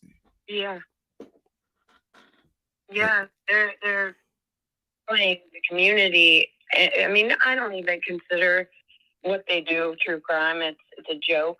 I sit back and I think, and when I see these posts, like God's making these disgusting posts about putting Dawn's calls out for his boys to see them down the road, and you know, I see Tiffany Marie posts saying things about, you know, some woman has a sex offender living in her home with her kid. Are you going to keep doing like just nasty, foul posts like this? And I think of the future too, like you said about if just as a hypothetical, if Dawn or Candace were the ones that had done it, you know, defense attorneys gonna have a field day. But you know, they sit there and preach, oh, a summer army.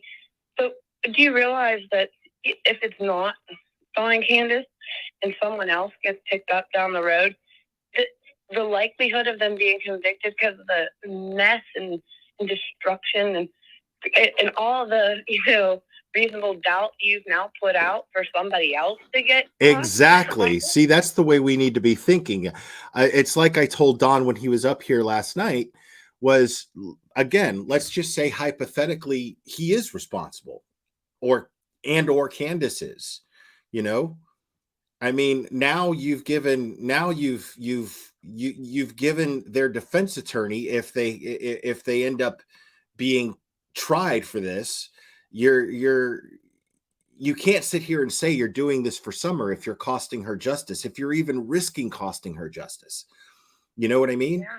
So even if, let's just say Dawn and Candace hypothetically are guilty of whatever happened to Summer, you know, now, you know, you're giving a defense attorney reason to show a jury that they're victims. You know, you're giving them reason to create doubt. You're giving them a platform to create doubt into a juror's mind. And that's all it takes is one juror, not 12, just one, to have enough doubt to go, I'm not convinced. Yeah. You know? Exactly. One person. And I could definitely see in the situation as it sits now, there's going to be way more than one single person that would be calling them victims. They're already victims of their situation, their circumstances of what happened. You've now created a mob. When I see these chat rooms and stuff, and their side chats and stuff, I just in my mind imagine people with pitchforks, like back in the day, chasing down somebody. That's exactly what it is. They think guilty. It's a virtual lynch mob.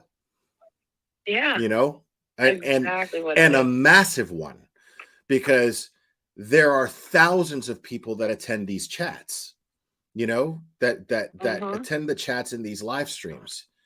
There's, I mean, literally thousands, you know, Yeah.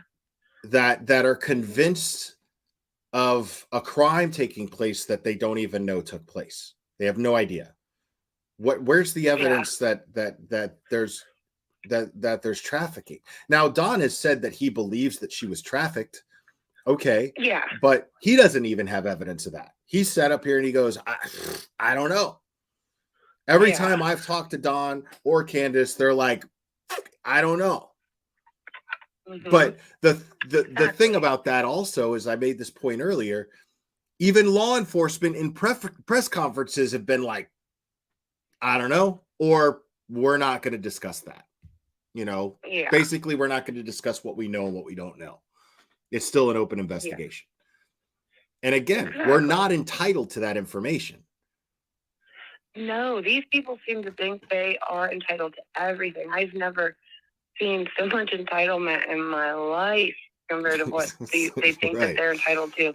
They think that they should just be given every bit of information that's out there, and that's not how it works. If you want justice for somebody, you expect them to tell everybody everything, so that the person who, if it was somebody that did something, so that they know what's going on and can be at 1 step ahead or 10 steps ahead in their case. But you know, it's sad.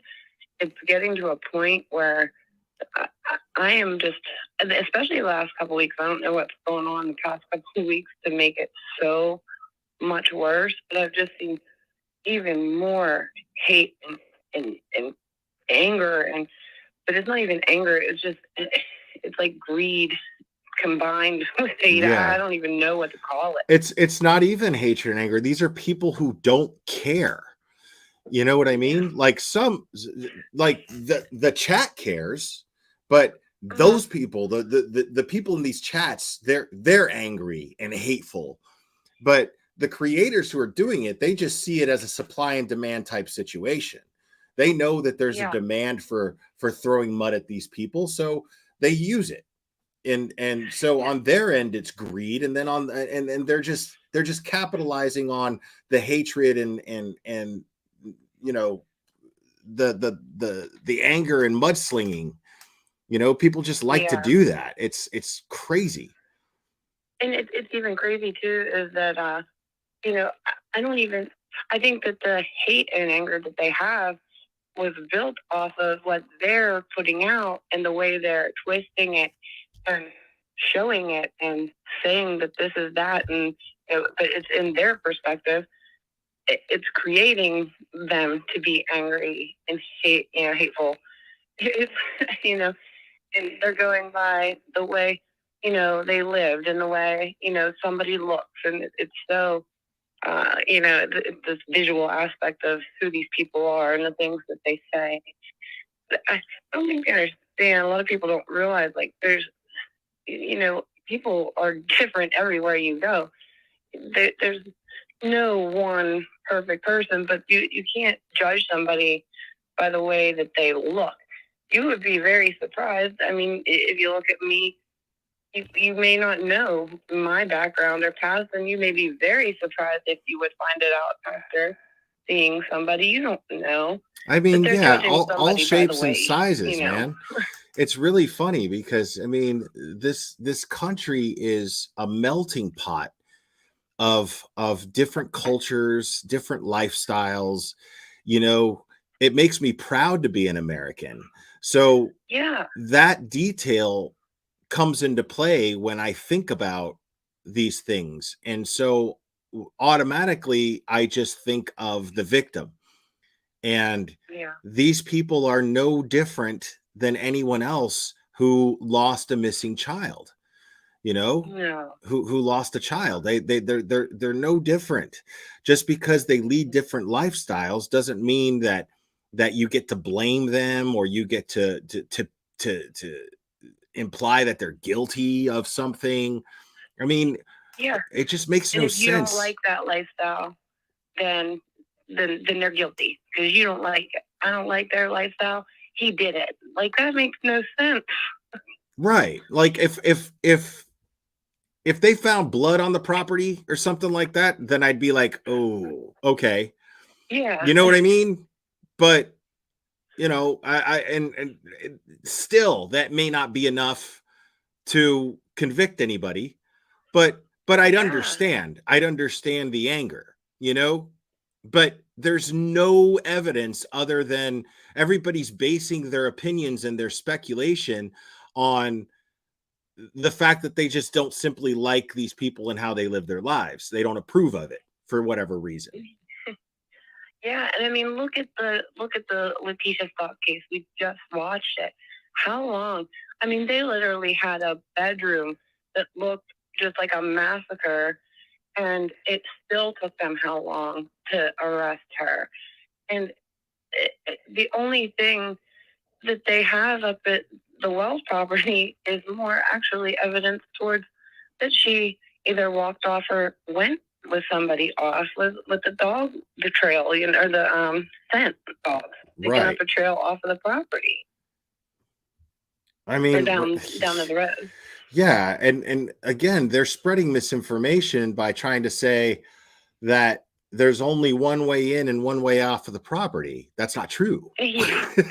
They're acting like there's not actual footage of that hill that's by the bus that's on the property that leads to the main road where anybody could walk up and down that thing. You know, I mean, they're acting like that's not there. It is. They're in the middle of the 11 acres, but did they not realize that a majority of people in that area, or even like the area I'm in, we live very much in an area very similar. And I grew up on a property almost so close to the way that property is laid out. And most people have ATVs and ways of getting, you know, back into properties that aren't, you know, always just easily accessible from a road. There's ways to get on. Yeah, don't give me this one way in, one way out bullshit when it's not like that. No place is like that. Do you see a big old iron fence surrounding the property? No. Like, what are you talking about? Well, people find ways out of prisons with, you know, 12-foot fences and barbed wire. They find ways out of that. Right. Yeah. And if you're gonna kidnap a child and be undetected doing it, you're not gonna go up the front. You know what I mean? Chances are you're not gonna go up the front. So exactly. Yeah. Yeah, but I feel it makes me sad to see that Summer has been lost in all of this with the guys, and they're using her name, but she's still lost in it all. I don't rarely hear too many of these people even really talking about her, except that unless it's in derogatory ways.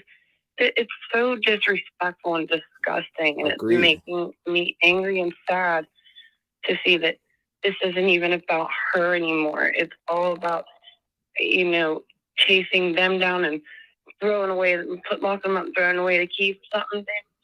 There's not one speck of evidence that they did anything besides that they have. No, it just, yeah, it doesn't even add up. Like, okay, so you've slapped the handcuffs on him, then what? Are you thinking about the trial? How much evidence do you have?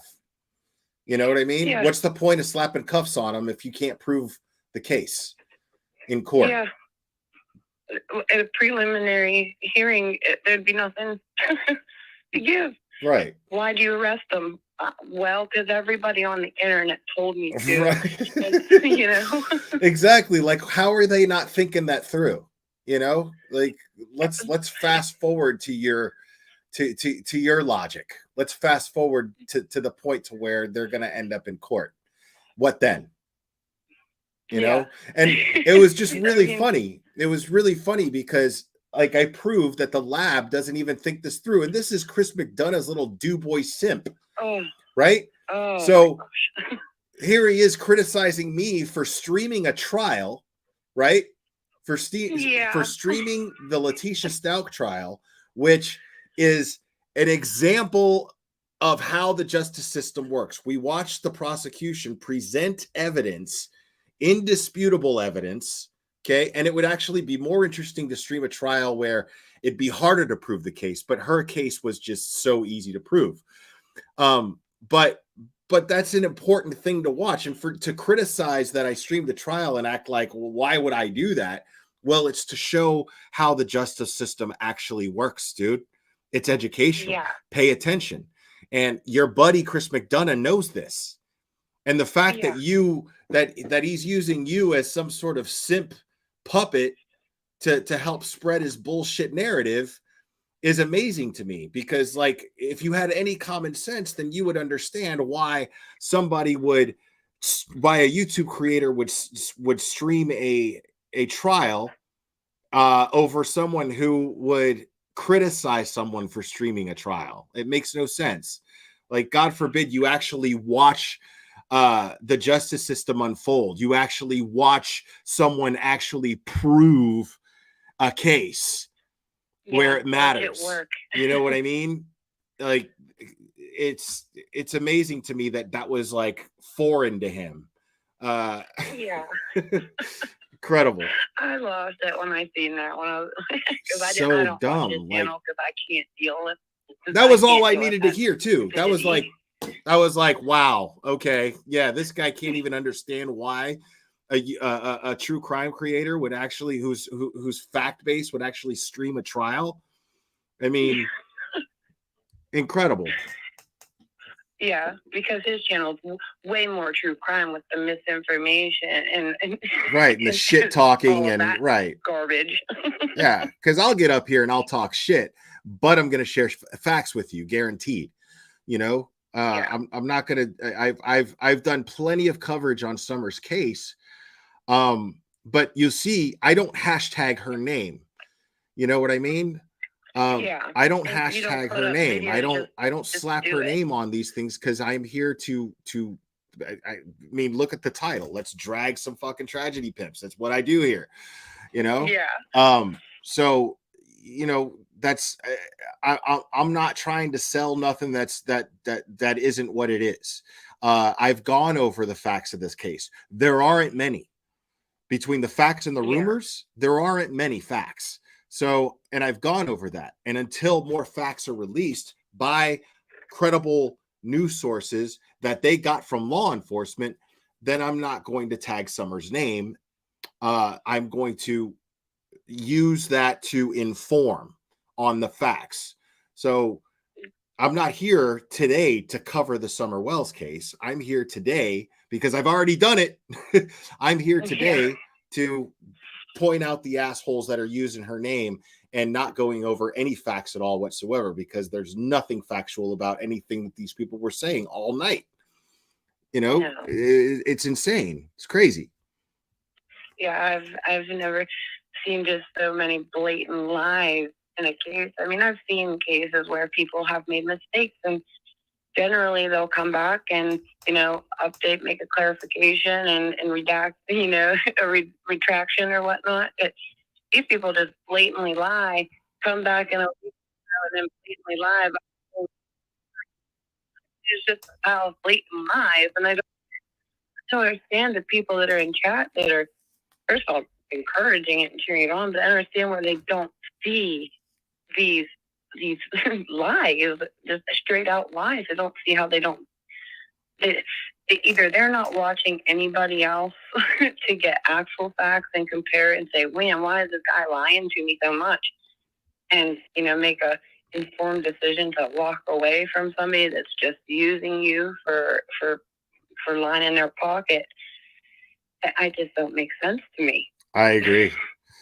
All right, I'm going to close the phone and then I'm going to go over this real quick. I don't think it's going to be all night. This is going to be hilarious. All right.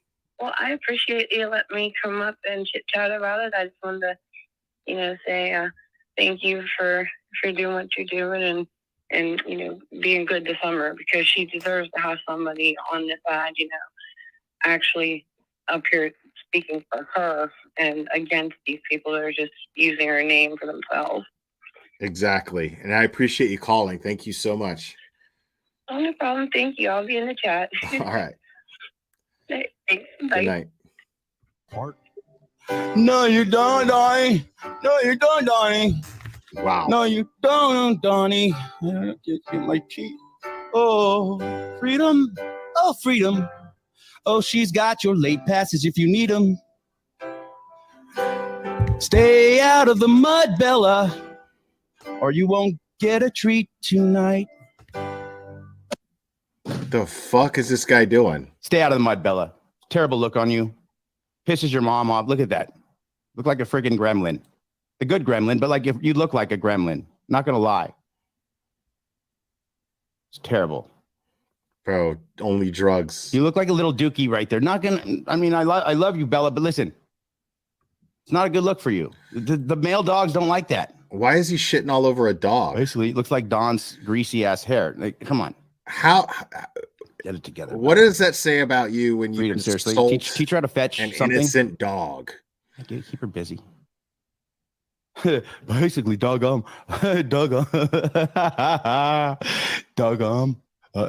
you want to talk to Doug? No, you don't. Are you mad? You're not mad at him? Wait, I don't have any questions. No.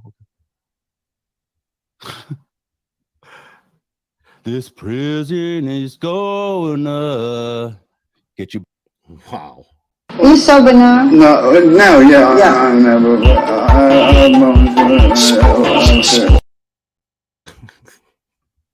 Bubba someday.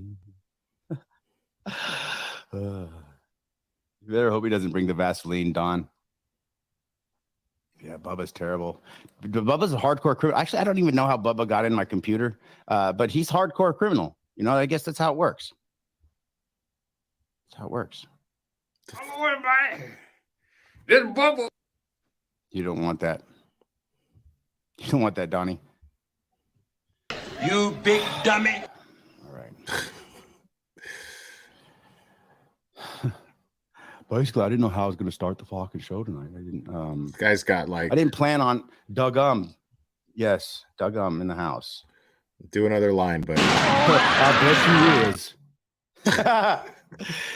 Is this Don Wells? Yeah, it is. Oh, I'm glad you called. I'll bet you is. N-word. Oh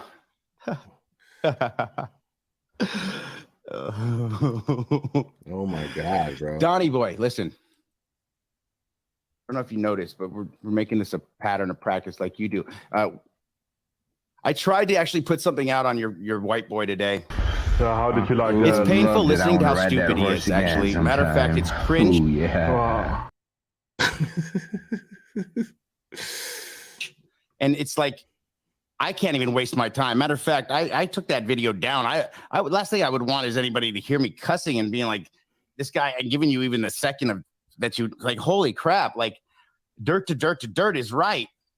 Dirt to dirt, dirty dirt. Cussing. Dirt to dirt. You got Dirk and Douche, both of you guys. You're like two guys, one cup of spackle. Did someone say cussing?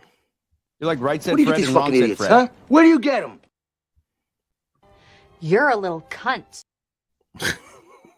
I know what's wrong with your nostrils, but like you can't even get a straw in there anymore. Like you done sealed them shut or something. I don't even know how it happened. Maybe get a different camera angle. I mean, seriously, I felt more. I mean, I'm never going to get that 4 hours back, people. Either are you. You should be pissed at me. I mean, I'm surprised you're still subscribed to me. Like, that's terrible of me to even do. Like, I actually lost brain cells and I didn't do any drugs, nothing. I didn't get a chance to drink, nothing. I felt stupid afterwards. I literally felt tired. Like somebody kicked me in a swift kick to the ding ding. There's whack, right in, no sack, just straight ding ding. Yeah, it hurt. It was painful. Right in the ding ding. Terrible. Gay. Like seriously, like you guys are great together because like seriously, to put all you guys together, you would have almost one full brain. But you guys would argue all the time. Like you guys have no clue. And you throw Sharon in the mix and BK. Oh man, you guys are headed to prison faster than you know. Yeah, both of them terrorize animals. All you guys are predators. I mean, Don, you sold a 14-year-old for a golf ball of crack. And you know what's funny is you're a predator. So you know what? I'm sure you did some stuff with that 14-year-old while you did some crack because you tried to take yourself out of that situation real quick, didn't you, Don? But once a predator, always a predator, right? Right, Don? Oh, that must be Yeah, you're a sick man. You went on, yeah. You were out, actually went on last night. I think you said that I had my family has a restraining order on me. Well, that's funny because we were all just at my baseball game for my kids, and my brother was there, my brother's wife, his kids, my dad, my in-laws, my ex-in-laws. I'm sorry, my ex's boyfriend, whatever he is. I don't care what Pure he identify as a slander. glass of milk. Anyway, yeah, everybody was there. See, Don, you're sounding more stupid, and what you're doing is, now that I know that you're hanging around with all these people and it makes total sense, you're not See, now that's some bullshit. you're not even a threat. Matter of fact, you've been dummied down, like by several. Like, why does he feel threatened? Why would even one thing that I would not look at Don Wells as for any reason whatsoever is threatening. Like, why would I find Don Wells threatening at all? Like, worst case scenario, he hurt a 5-year-old girl. Worst case scenario. Why would I find that threatening to me? Why does he feel threatened by Don Wells, or feel the need to justify, or feel the need to make people believe that he's not threatened by Don Wells? Why is that even a question? It makes no sense. You guys are going to end up back where you only know what that life is, prison. Maybe you guys could start a little gang together. And by the way, gangbangers don't come from gangbangs, so stop it. Both you two, you weirdos. One guy's talking about guys all the time and their privates. And I'll tell you what, it's pretty funny because it's definitely not my picture you've been showing, but if you want one, I told you I'd autograph one. Isn't that what you're doing? One for you. Tell me how to pose. There'll be no shadows, no nothing. Like what? Just tell your wife to stop texting me, please. She has been nonstop. She's been, please leave him alone. He doesn't know any better. He's still 300,000 years ago. The fuck is this dude fucking talking about, bro? Like, let's get real, homie. I am not gay. I have relationships with women and sex with men. And I got news for you. That means you're gay. He's always dropping the knowledge, people. Ice is always dropping the knowledge. Always. Thank you, Ice. Years ago, man was created, but he's the second version, the second step, when he's Homo erectus is coming out of he's still monkeyish. That's him. Except he's dumber than shit. Don, you're going nowhere fast. I'm happy you guys have your dream team right now because I don't even have to deal with you guys anymore. The last thing I have to do is even make fun of you guys. You guys do that well yourselves. He's got the code. And now you got the glare in on it. I don't even have a problem with the guy, but apparently he thinks I'm a tragedy pimp. And instead, he just doesn't do his research because his shirt's a little too tight. It's okay, baby Gap. It's fine. I get it. You and JLR could hang out and maybe find a hat that fits him and a shirt that fits you. It'd be great. Maybe underwear will fit both of you guys. Waist fitting and tight in the crotch like you like it. The dream team, yes. Why is everyone so obsessed with the way I wear my clothes? I don't understand why you're so obsessed with the way I wear my clothes, bro. Gay! I mean, just saying. Right? It's always the guys who talk trash to put your name in the title just so they can get views. Right? They haven't had as many views in a long time since they put my name in the title. And I'm just well, first of all, whether it's negative or positive promotion, so it's promotion. Let me explain this.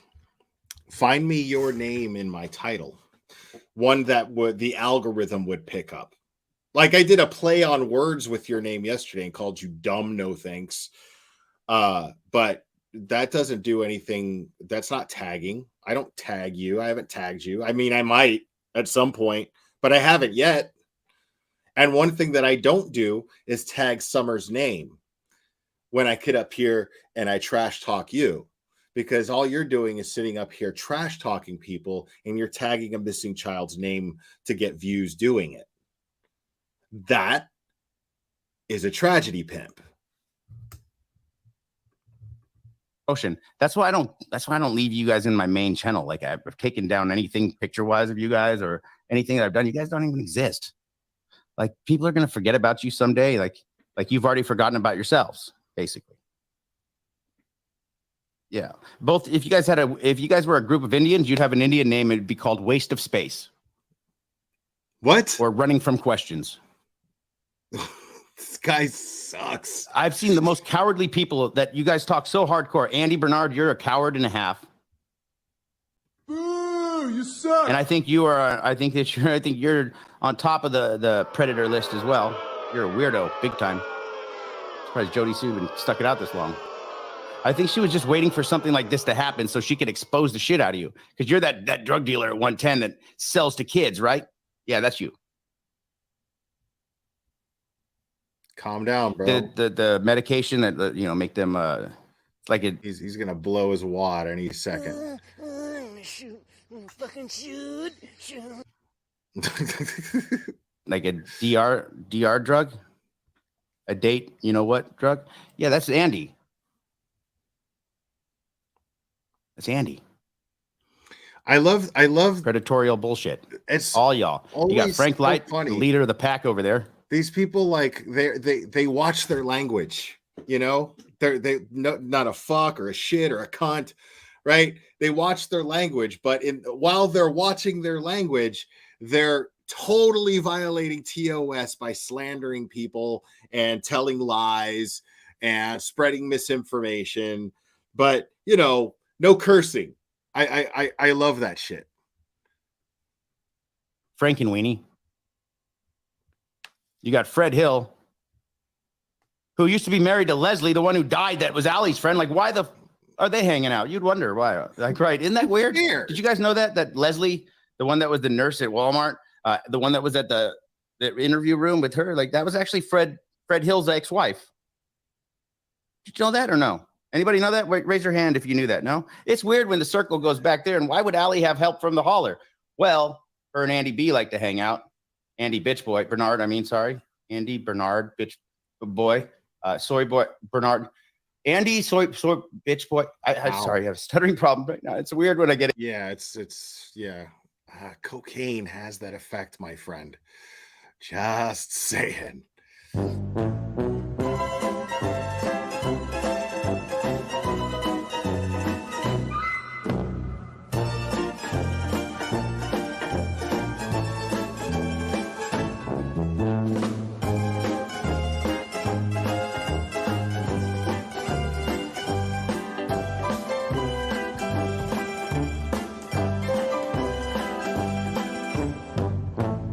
All right, y'all.